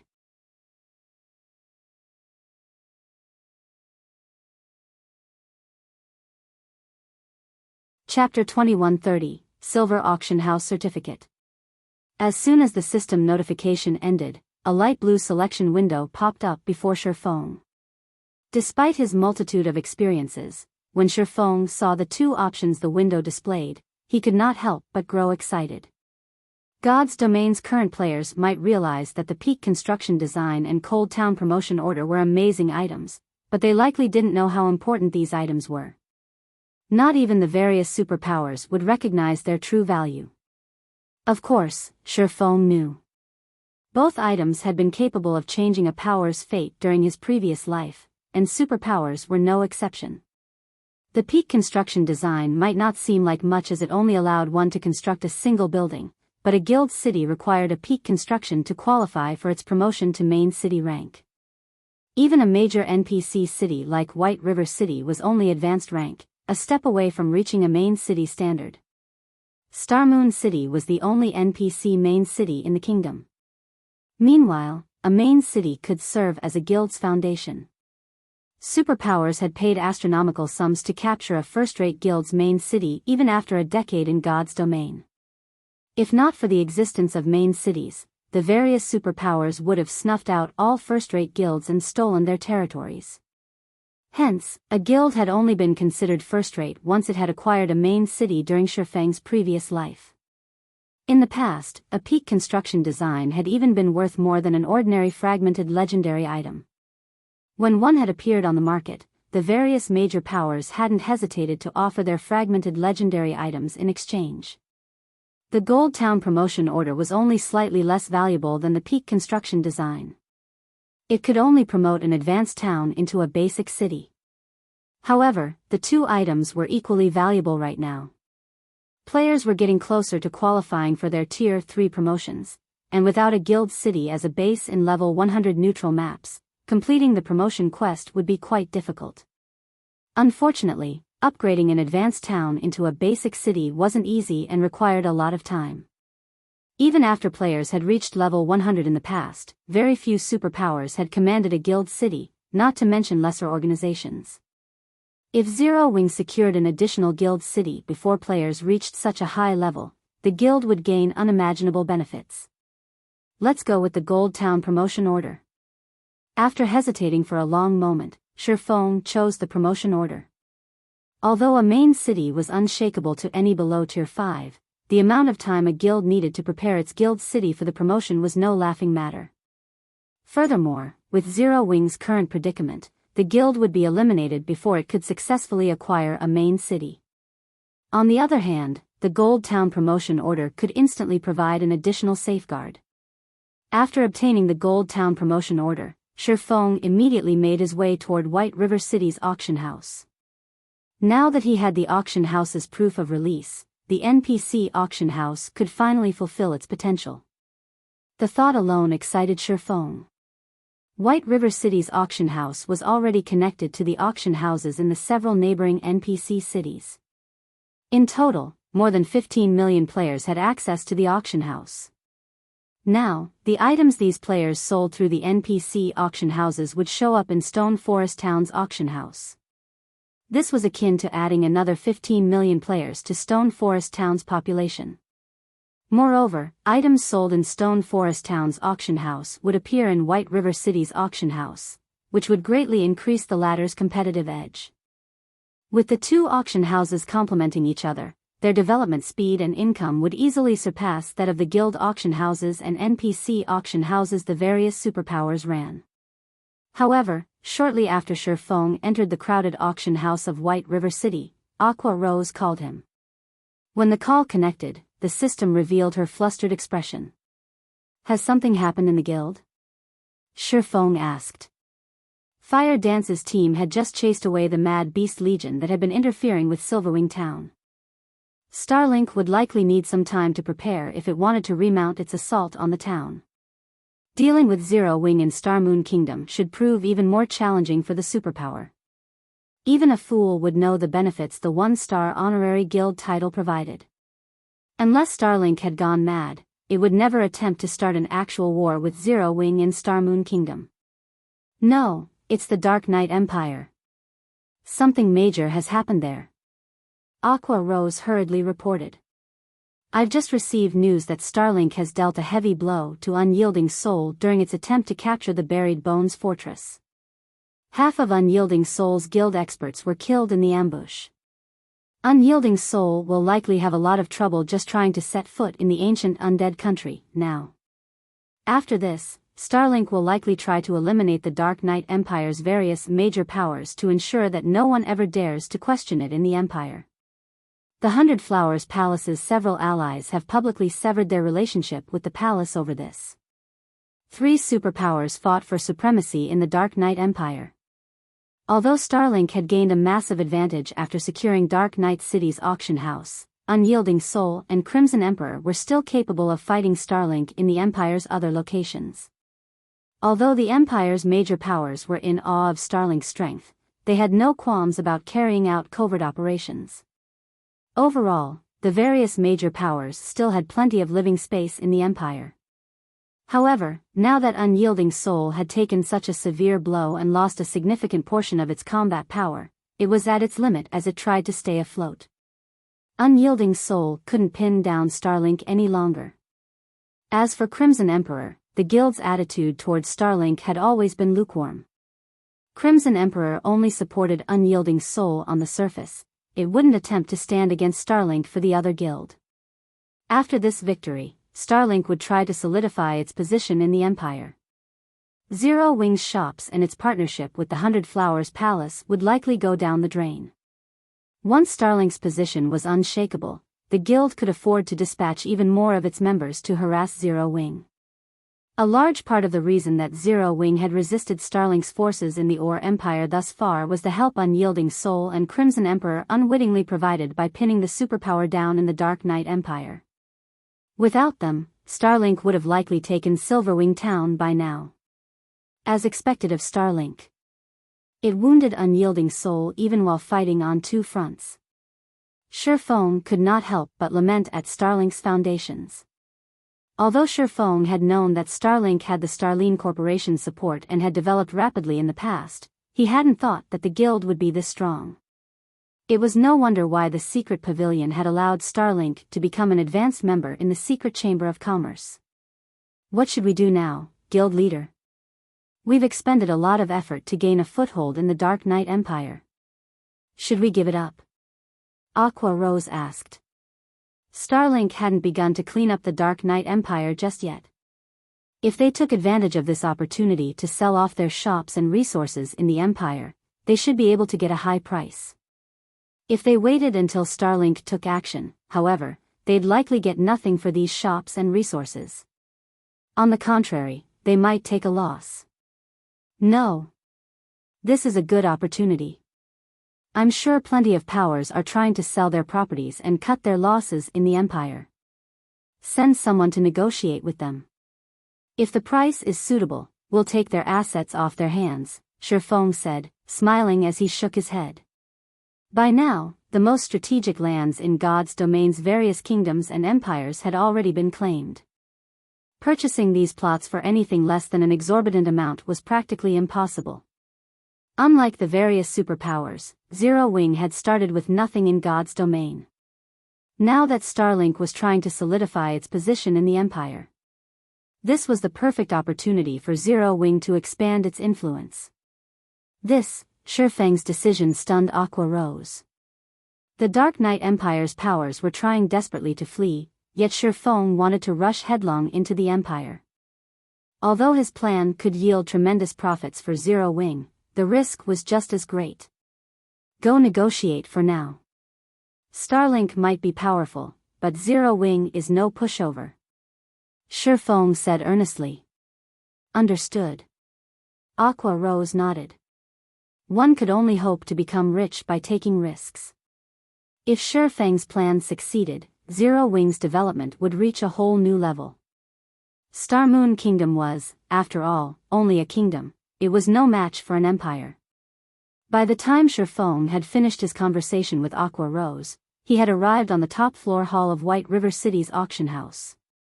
Lord Protector, how may I be of service? Hope, the auction house's senior administrator, respectfully asked as he approached Shifeng. I wish to connect White River City and Stone Forest Town's auction houses. I have this certificate from Lord Weissman, Shifeng said as he handed the proof of release to Hope. After a moment of surprise, Hope carefully inspected the parchment. This is indeed a certificate signed by Lord Weissman, Hope said with even greater respect. My lord, please wait here for a moment. I'll take care of the necessary procedures right away. Shifeng nodded. This wasn't his first time doing something like this. The auction houses in question operated through different systems. Connecting the two would take some time, which would depend on the auction house's standards and resources. Hope finally returned to the top floor hall over half an hour later. He then handed Shifeng an ancient token and said, My lord, this is the management certificate for the two auction houses' warehouses. The two auction houses are now linked. You may use this certificate to open either auction house's warehouse at any time. A silver auction house certificate? Shifeng stared at the silver token in his hand, stunned. Normally, players only receive the bronze rank certificate for initiating a link between a player auction house and an NPC auction house. With a bronze auction house certificate, the two auction houses could share merchandise, and players could claim a certain percentage of the generated revenue. As the auction houses shared more transactions, not only would their development accelerate, but the auction house certificate would also improve, granting its owner better benefits. But to Shifeng's surprise, he had received a silver auction house certificate for connecting one NPC auction house to one player auction house. He had never heard of something like this happening in the past. He hadn't even been able to upgrade his auction house certificate to silver rank in his previous life. And yet, in this life, he had secured one so quickly.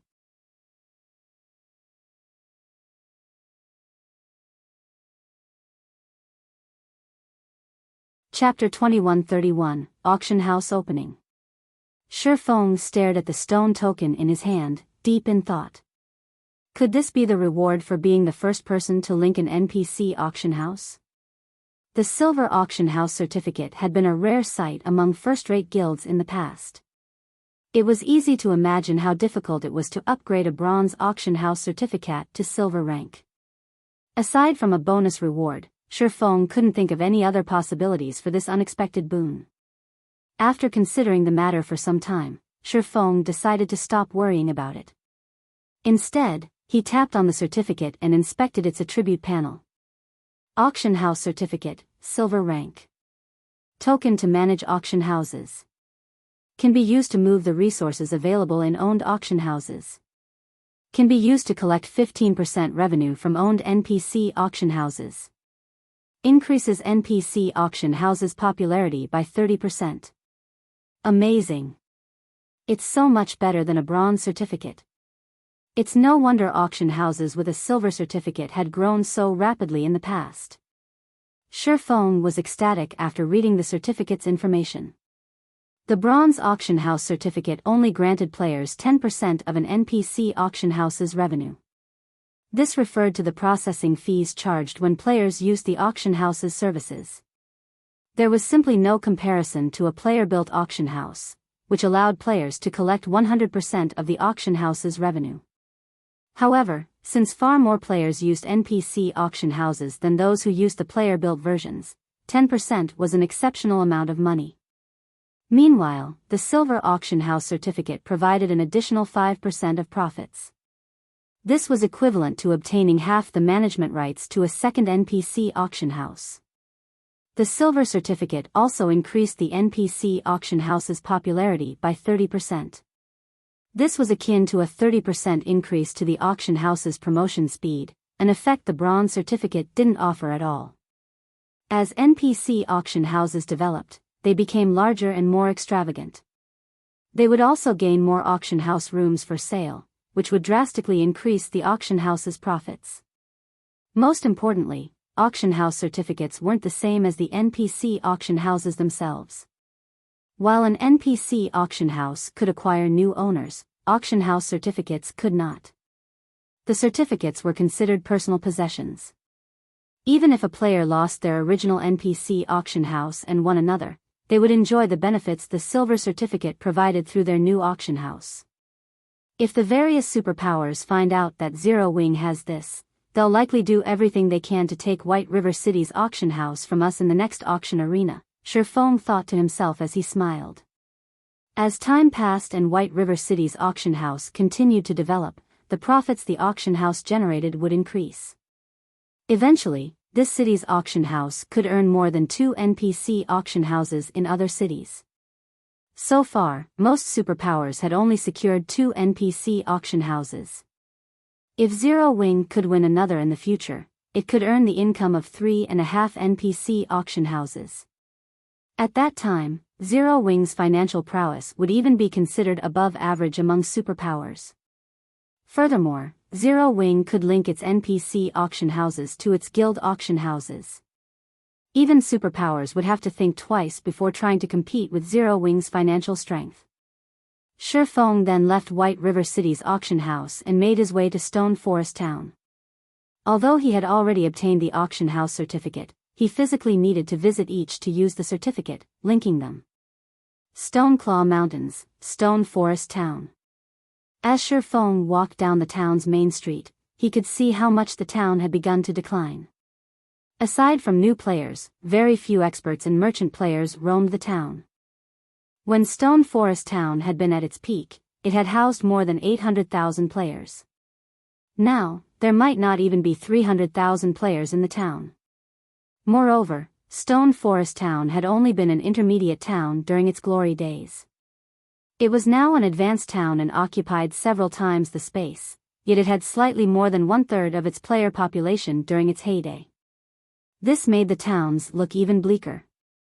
Even the superpowers who had wanted to lay claim to the town had lost interest. The only reason that Stone Forest Town still attracted players was its advanced auction house and battle arena. If Zero Wing City's battle arena hadn't been so crowded, there wouldn't be so many players visiting Stone Forest Town now. After a short moment, Shifeng arrived before the Zero Wing auction house. As he entered the building, he noticed that only a small number of players conducted business in the hall. Moreover, these players were under level 50, with most only around level 30. They were pitifully weak compared to mainstream players, who had already reached level 60. If Stone Forest Town weren't located next to the Stoneclaw Mountains and had an advanced auction house, not even these players would waste their time here. By now, there were a plethora of low-level grinding spots available, since most players had outgrown these maps. Low-level players could also find an expert to power-level them in high-level maps. Obtaining top-tier, low-level weapons and equipment wasn't a concern anymore either. Players simply had no reason to grind in the Stoneclaw Mountains. Some players might still value the magic crystals the regional dungeon produced, but players past level 50 couldn't actually enter the dungeon anymore. High-level experts couldn't power-level their low-level comrades in the dungeon either. Naturally, there was a qualitative difference between a player's leveling speed when they had an expert's assistance and the leveling speed of a player without such help. By abandoning their chance to catch up to the frontline players to grind for magic crystals, players were placing the cart before the horse. After all, high-level maps had far more opportunities and resources available. Of course, there were bound to be exceptions. For example, workshops and guilds' money-farming teams would gladly grind in the Stoneclaw Mountains. Magic crystals would always be sought after in God's domain, regardless of players' levels. Even Zero Wing had sent its low-level members to grind in the Stoneclaw Mountains for magic crystals in exchange for GCPs. Glancing at the players in the hall, Shifeng made his way to the staircase in the corner and proceeded to the auction house's top floor. This was also where the auction house's warehouse was located. After entering the warehouse, Shifeng took the auction house certificate from his bag and started chanting an incantation. As he did, the magic arrays on the ground lit up with a silver glow as they resonated with the auction house certificate in Shifeng's hand. When he had finally finished the chant, a set of doors appeared in the middle of the warehouse. The doors were made entirely out of black luminary stone, and they led to the warehouse in White River City's auction house. Shortly after, the doors parted, and a group of well-armed NPC soldiers emerged. They were all level 180, and their leader was a level 180, Tier 3 knight. NPC administrators from White River City's auction house then followed, flooding into the warehouse. When the parade of NPCs ended, the sound of a system notification reached Shifeng's ears. System: the setup for Zero Wing Auction House's teleportation array is complete. Do you wish to open the shared warehouse now? After calming himself down, Shifeng said, "Open." Suddenly, the auction house interfaces for the Zero Wing Auction House and the White River City Auction House changed, giving visiting players access to items from both sources.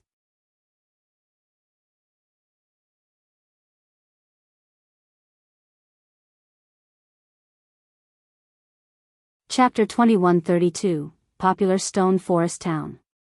Stone Forest Town, Zero Wing Auction House. Brother Chi, our luck is insane today.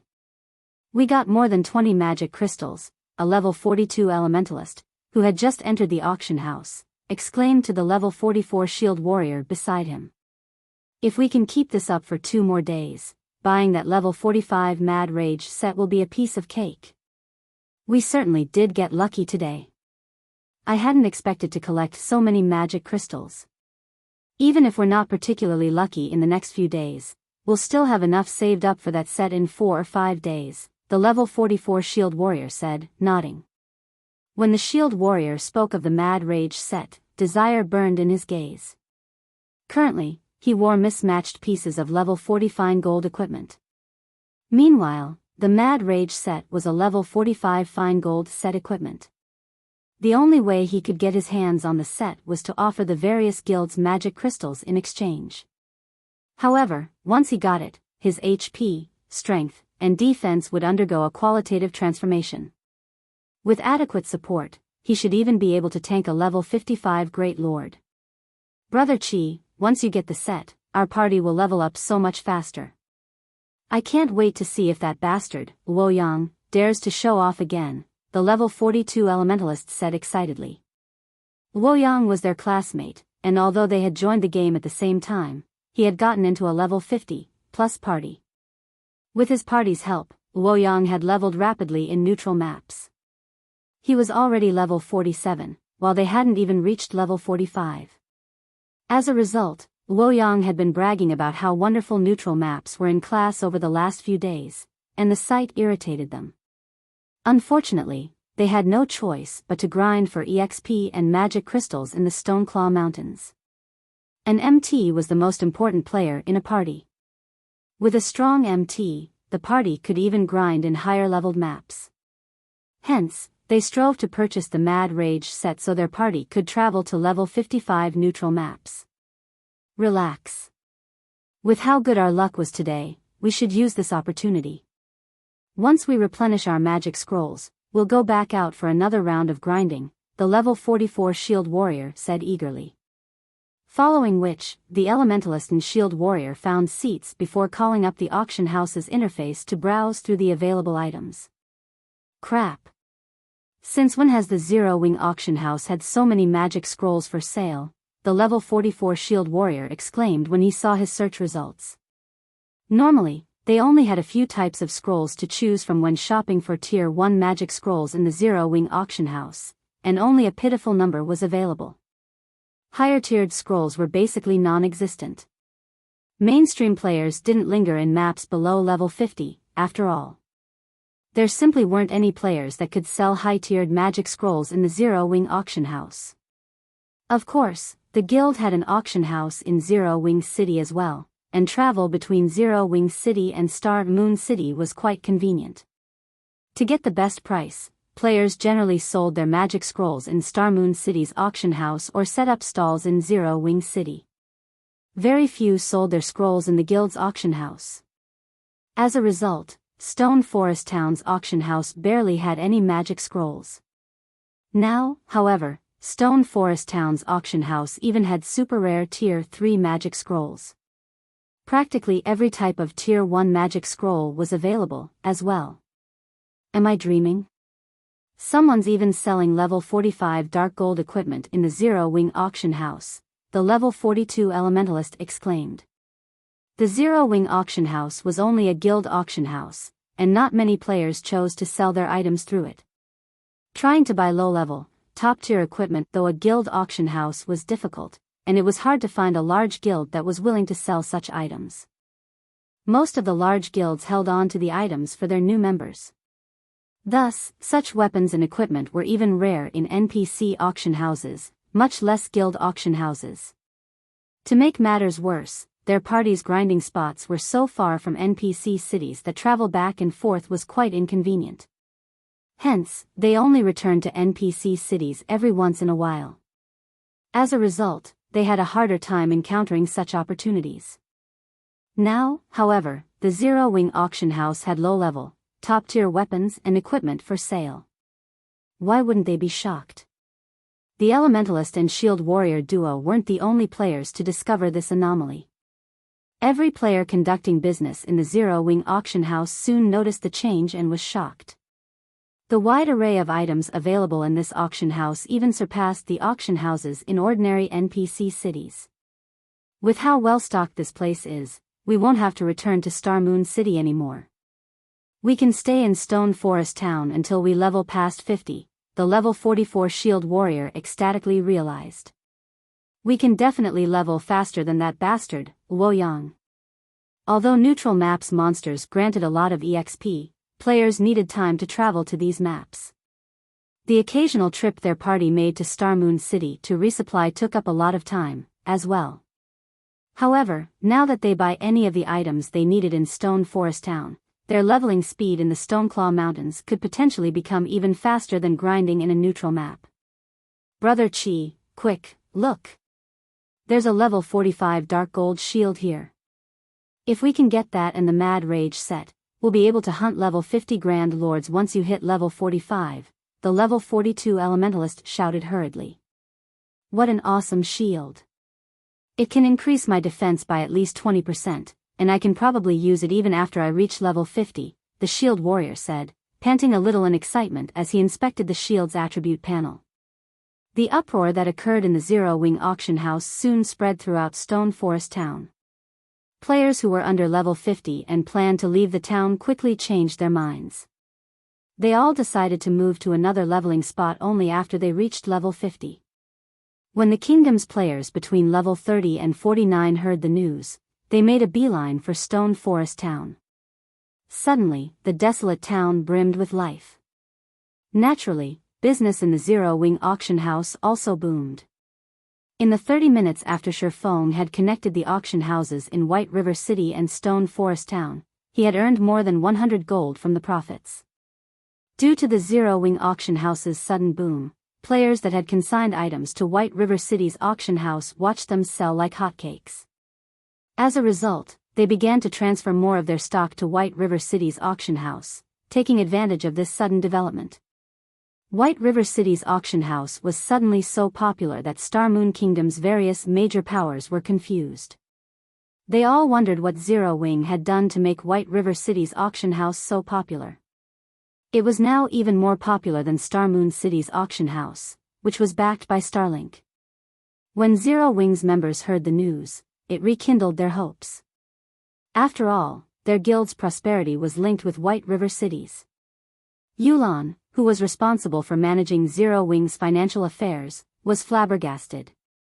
White River City's auction house had been on a decline a moment ago, but now, players rushed toward it from all over the kingdom, determined to sell their items.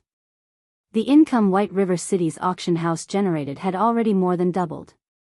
At this rate, Zero Wing could likely function normally by relying on the income from Zero Wing City and White River City's auction house. There no longer needed to worry about lacking funds. However, as far as Shifeng was concerned, this was only the beginning. Guild leader, I've negotiated with the Dark Knight Empire's various major powers. All that's left is finalizing the deal with a contract, Aqua Rose said.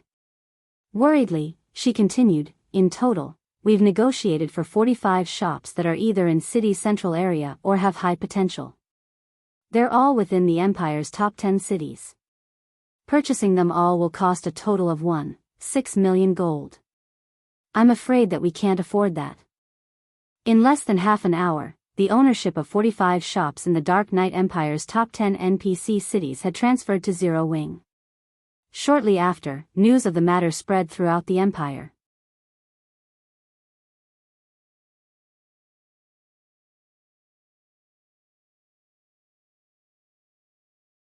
(2133) Dark Knight Empire shaken. Dark Knight Empire, Dark Knight City. Unyielding Soul's upper echelons sat with solemn expressions in their guild hall's top-floor meeting room. The room was depressingly silent. The guild's core strength had taken severe damage in the battle at the Buried Bones Fortress. Now, the guild was utterly powerless against Starlink in the contest for the ancient Undead country. Hence, the guild leader had called an emergency meeting to discuss Unyielding Soul's next move. Crimson Emperor has already withdrawn from the ancient Undead country. The guild isn't even willing to meet with our representatives. I'm afraid that we can no longer hope for its help, Mu Lingsha reported, frustrated. Starlink had relied on the fortress as an advantage for its development in the neutral map. To counter this problem, Unyielding Soul had secretly partnered with Crimson Emperor. Including the stamina gemstone supply from Zero Wing, Unyielding Soul had barely been able to withstand Starlink's harassment. However, not only had Unyielding Soul suffered grievously, but Crimson Emperor had also withdrawn from their alliance. Now, they had no way to contend with Starlink in the ancient Undead country.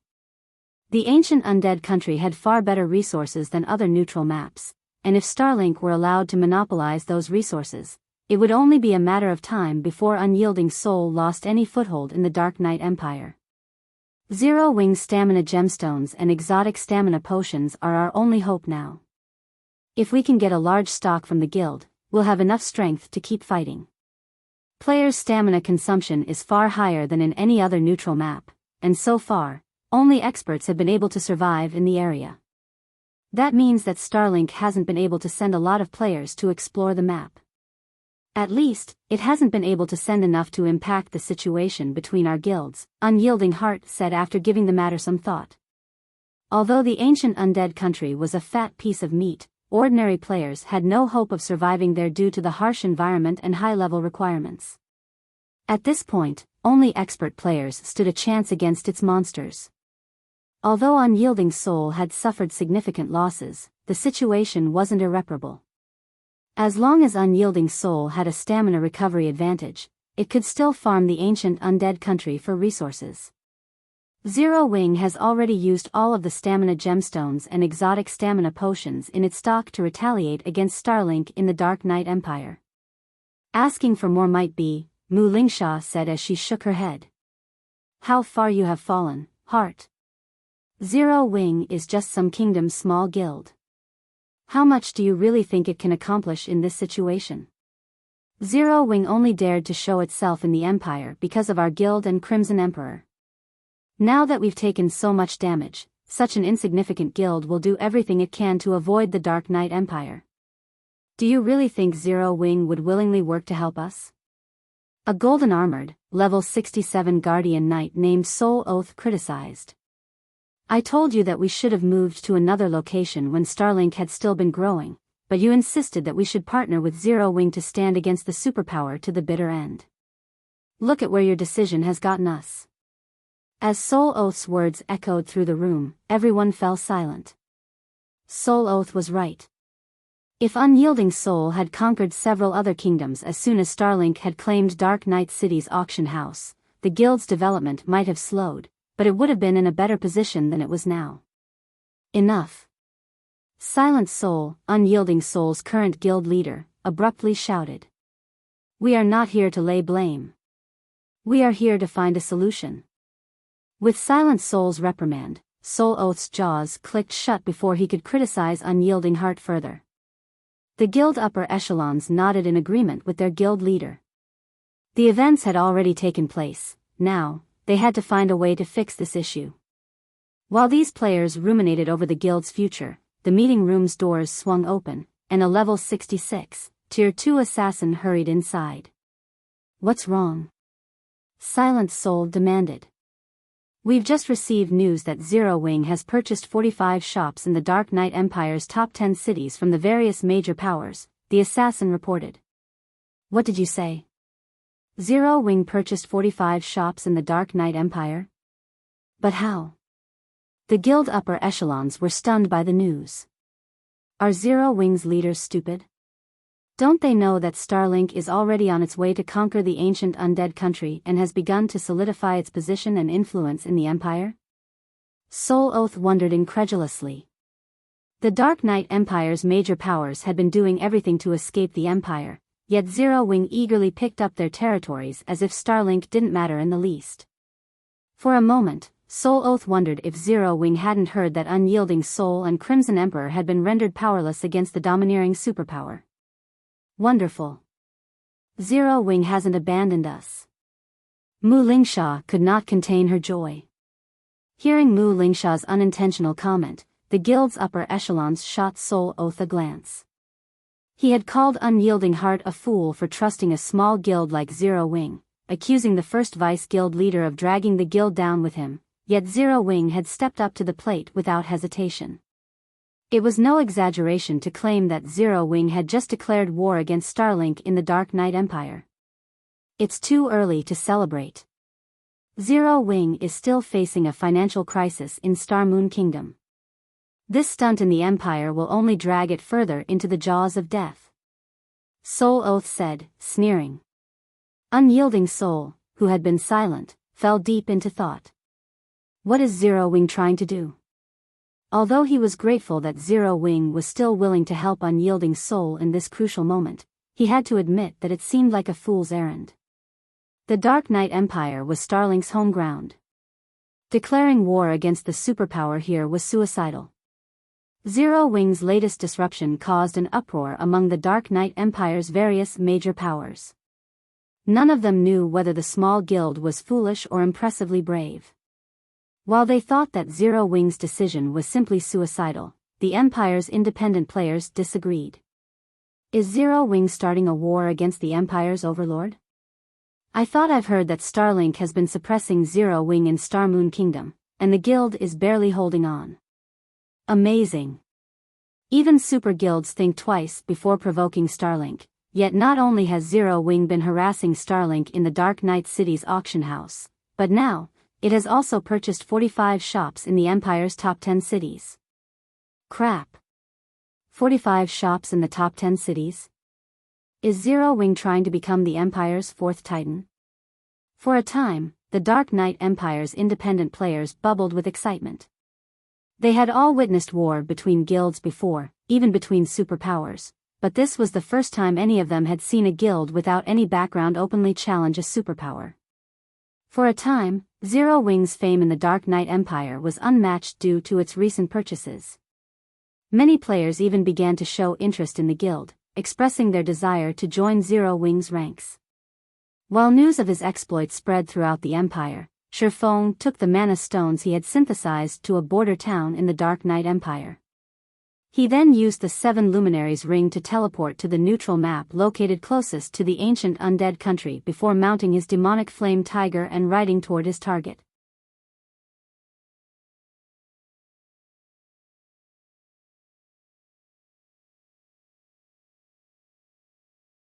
Chapter 2134, Ancient Undead Country.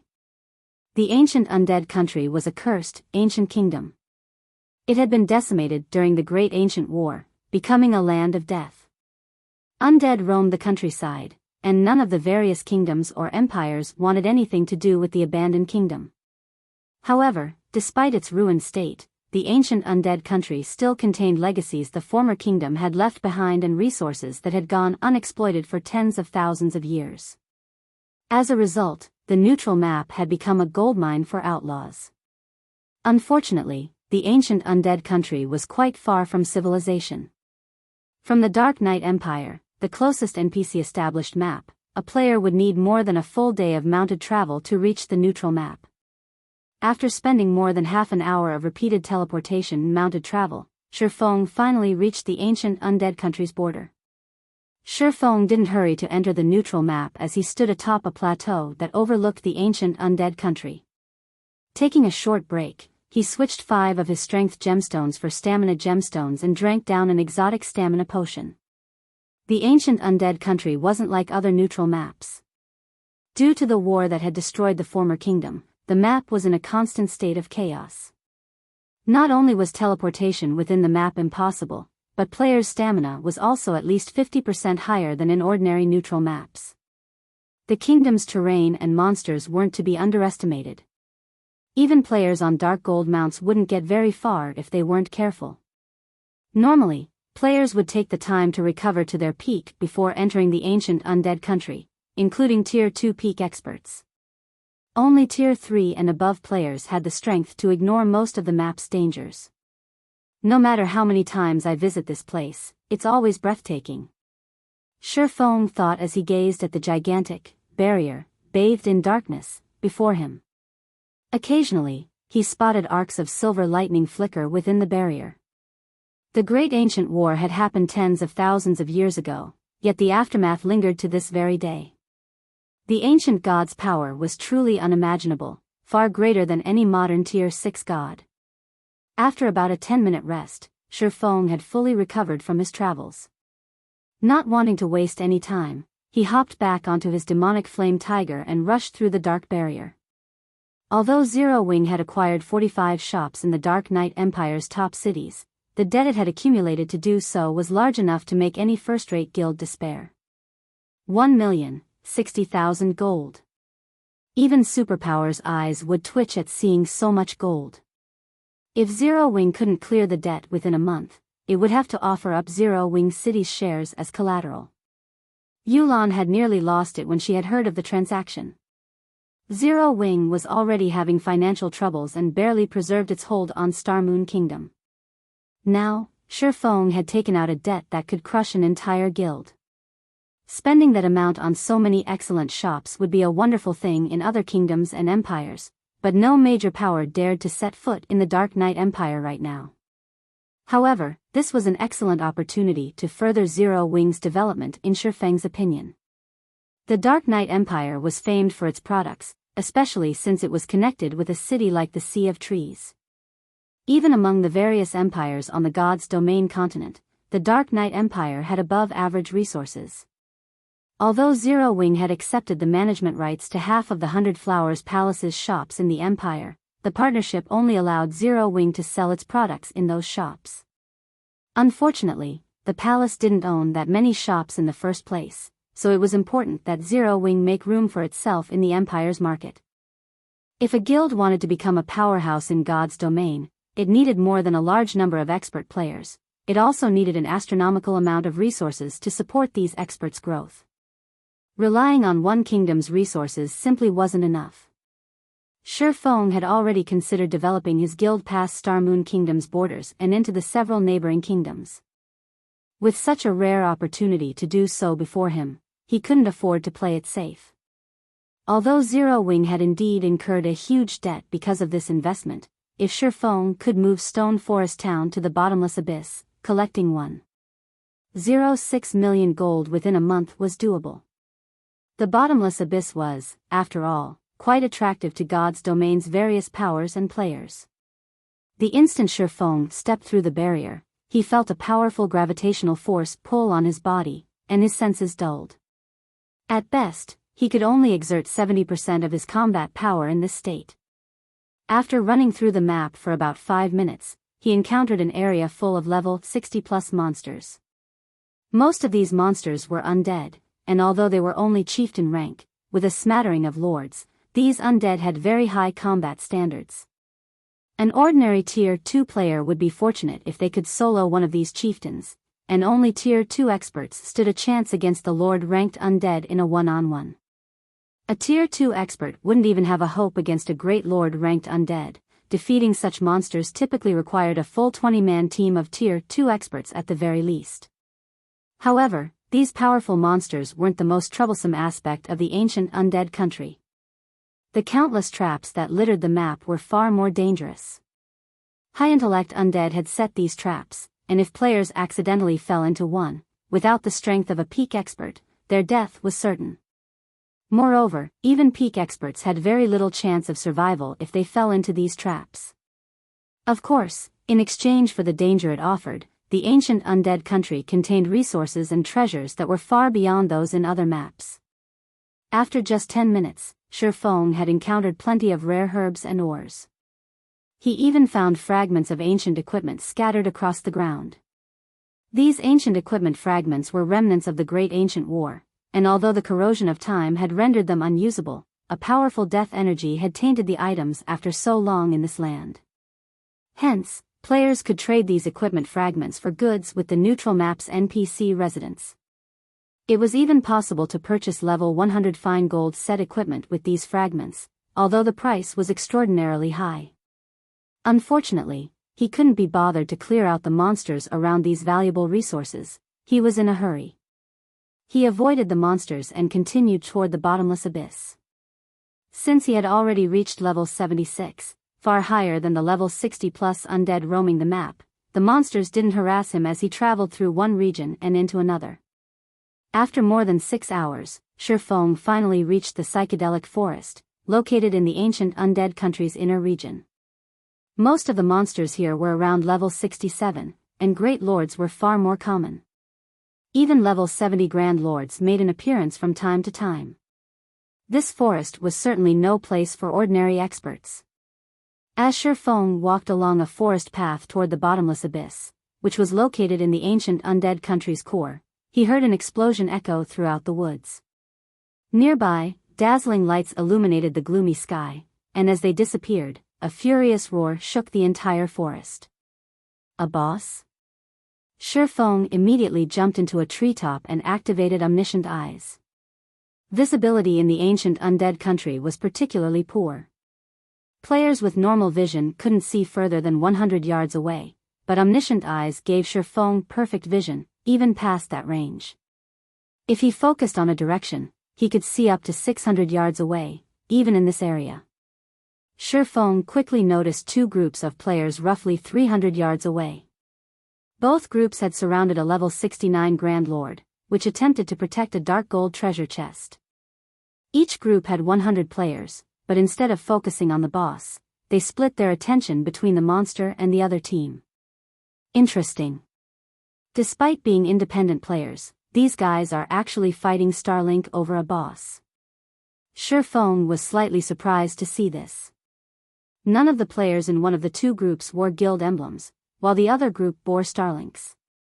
Normally, independent teams did their best to avoid guild teams, but these independent players didn't seem to have that intention. Moreover, this independent team had fought Starlink's players to a standstill. It was a rare sight in God's domain. Unable to help himself, Shifeng smiled brightly as he boldly approached the two groups. If this independent team had fought any other guild, he would have ignored them and continued toward the bottomless abyss.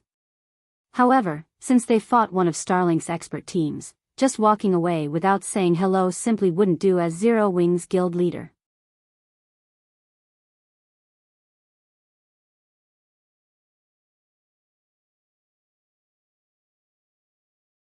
Both teams did their best to avoid sending too many players near the boss's perception range to avoid triggering a power boost for the monster. Hence, they restricted themselves somewhat while in combat. To be precise, the teams had only tested each other's strength so far.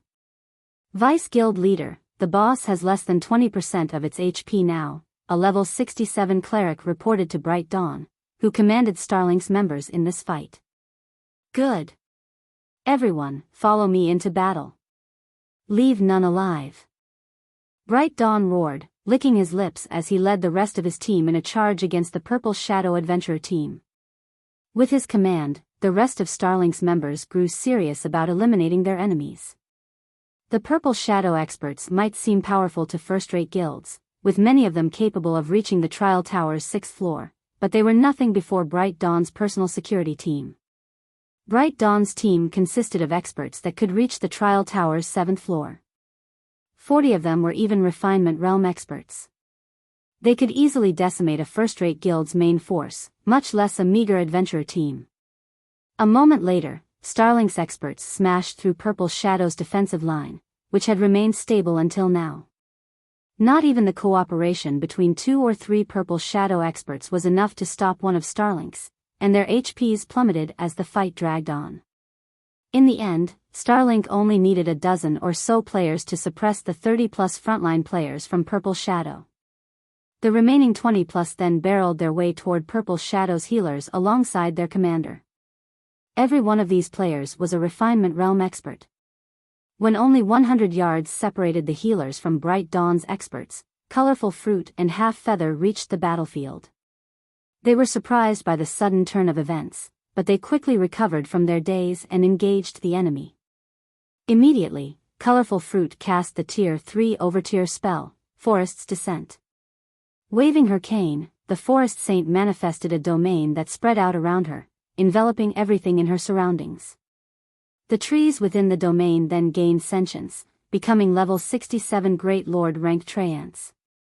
6 Treants responded to Colorful Fruit's call in total, moving to block Starlink's advance. Moreover, Colorful Fruit gained full control of the vines on the still dormant trees.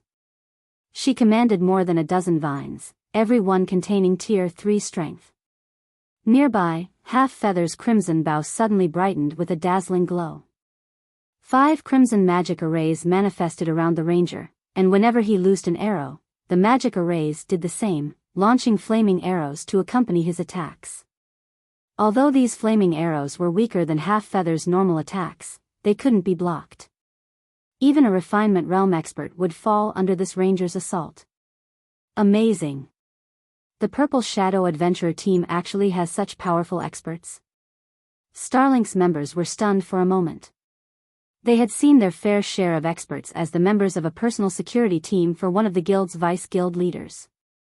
Thus, witnessing one move was more than enough to give them a general idea of an expert's strength. Based on their experience, they recognized both Colorful Fruit and Half Feather as Refinement realm experts.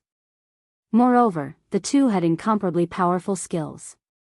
Colorful Fruit, in particular, had received a considerable boost to her basic attributes with her last spell. If an ordinary Refinement realm expert attacked her, they'd likely get a one-sided beating in return.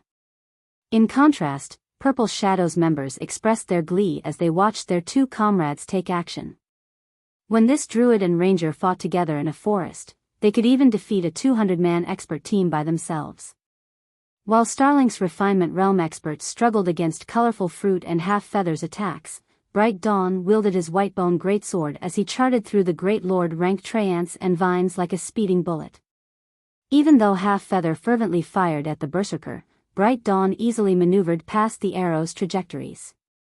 The Berserker was astonishingly fast, no slower than a peak Tier 2 assassin, which made it hard for Half Feather to aim. Within 3 seconds, Bright Dawn stood before the ranger, swinging his greatsword. The strength difference was astounding. A mere ant dares to oppose me? Bright Dawn sneered at Half Feather's corpse. He then shifted his gaze toward Colorful Fruit and said, "All right, you're next." The Starlink berserker then transformed into a blur as he flew toward the forest saint, who stood around 20 yards away. Seeing this, Colorful Fruit panicked. She tried to use her vines to stop Bright Dawn, but she quickly discovered that they were practically non-existent before this madman. He easily deflected them with his great sword, not even pausing. So, this is the strength of a superpower? At this moment, Colorful Fruit understood that this battle was a lost cause and intended to disregard her defense. Just as Bright Dawn reached Colorful Fruit and raised his greatsword against the druid, he froze and turned toward a figure that had suddenly appeared from behind the nearby trees. When he saw this figure, his expression turned grim. Colorful Fruit and the rest of the players engaged in battle were confused by his abrupt change.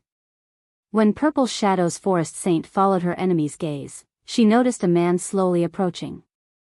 This man wore a suit of pitch-black armor with a silvery gray cape draped over his shoulders and carried 2 long swords at his hips. As if he were oblivious of the battle around him, he lightly strolled toward her. "Who is that?"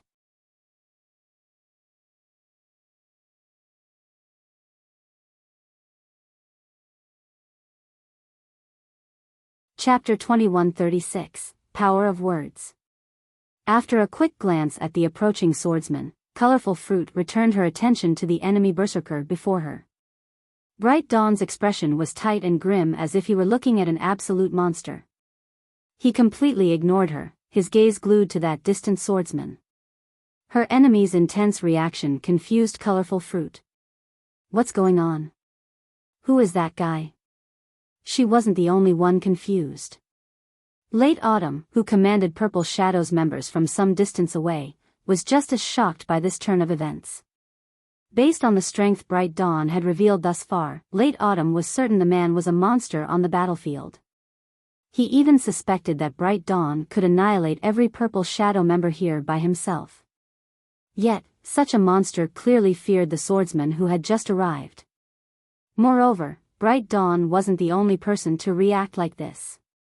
Starlink's other members wore the same grim expressions, all of them staring at the approaching swordsman. Black Flame. What are you doing here? Bright Dawn demanded frostily. At this point, Bright Dawn's hatred for the player known as the Black Flame was immeasurable.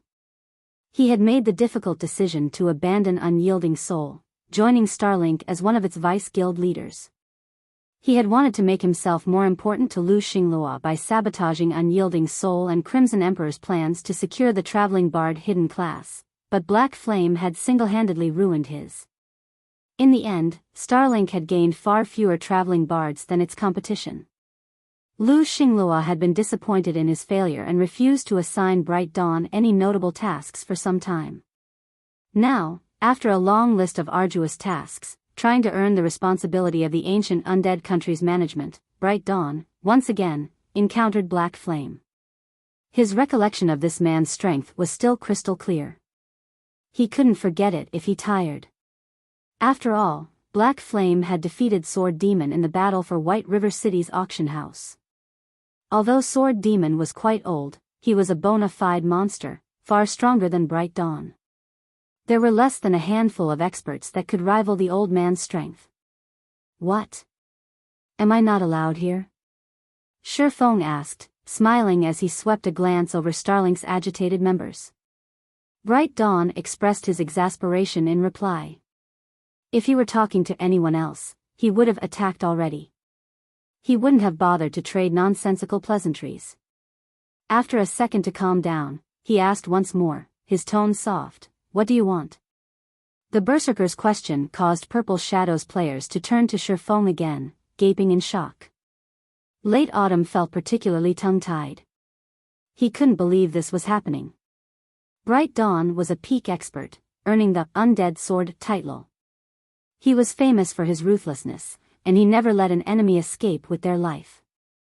He never negotiated, either. Take their Purple Shadow adventurer team, for example. Despite ranking among the top adventurer teams in the Dark Knight Empire, Bright Dawn had attacked without hesitation. Yet, this vicious man was pausing mid-battle to converse with Shifeng. It was unbelievable. Commander, who is this black flame? He's so amazing. Colorful Fruit whispered through the team chat. Alone, Feng was strong enough to still Bright Dawn's expert team with fear. These Starlink experts didn't even show Unyielding Soul or Crimson Emperor's experts any respect in the Dark Knight Empire. I've heard of Black Flame before. I think he's Zero Wings Guild leader, the guild that previously helped the 100 Flowers Palace. Black Flame himself ranks among the top 50 on the God's Domain experts list. He stands at the very peak of God's Domain. Late Autumn explained what he knew. I hadn't expected an expert like him to show up in a place like this. Top 50 on the God's Domain experts list? It's no wonder why Bright Dawn seems so afraid. Realization dawned on Colorful Fruit. She barely ranked among the top 100 in the Dark Knight Empire's overall combat power ranks. Naturally, she'd be considered quite powerful in any kingdom or empire, but on the full scale of God's Domain, her strength was nothing. Although the God's Domain experts list focused on players' public achievements, it did reflect a portion of the player's strength. Those who could rank among the top 50 would likely be some of the strongest players in the Dark Knight Empire. Although Bright Dawn was quite powerful, he definitely couldn't rank at the top of the Empire. If Bright Dawn could hear Colorful Fruit's thoughts, he'd likely vomit blood. If his opponent had merely ranked among the top 50 on the God's Domain experts list, he wouldn't have been so afraid. In fact, he'd gladly take any of those experts over this swordsman. I want this boss and that dark gold treasure chest, Feng calmly replied, glancing at the level 69 Grand Lord, which only had 18% of its total HP remaining, and the treasure chest behind it. The Purple Shadow members' jaws nearly hit the ground when they heard Feng's demand. Is this guy insane? Feng actually intended to steal the boss and its treasure by himself. Even arrogance had a limit. And he had just demanded this from one of Starlink's vice guild leaders. Most importantly, they were currently in Starlink's territory. With just a quick call, Bright Dawn could likely summon a large number of reinforcements. More of his guild's peak experts would probably answer his call, as well. Feng might be stronger than Bright Dawn, but could he take on 3 or 5 peak experts simultaneously? This guy is way too reckless. We're still in the psychedelic forest. Starlink's fortress isn't that far away. If Bright Dawn calls in reinforcements, none of us will escape, Late Autumn thought to himself, watching Feng with an exasperated expression. All fortresses could teleport players across long distances, even in the ancient undead country.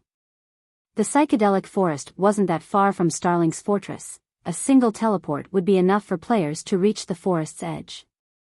Furthermore, plenty of Starlink's expert teams were operating in the area.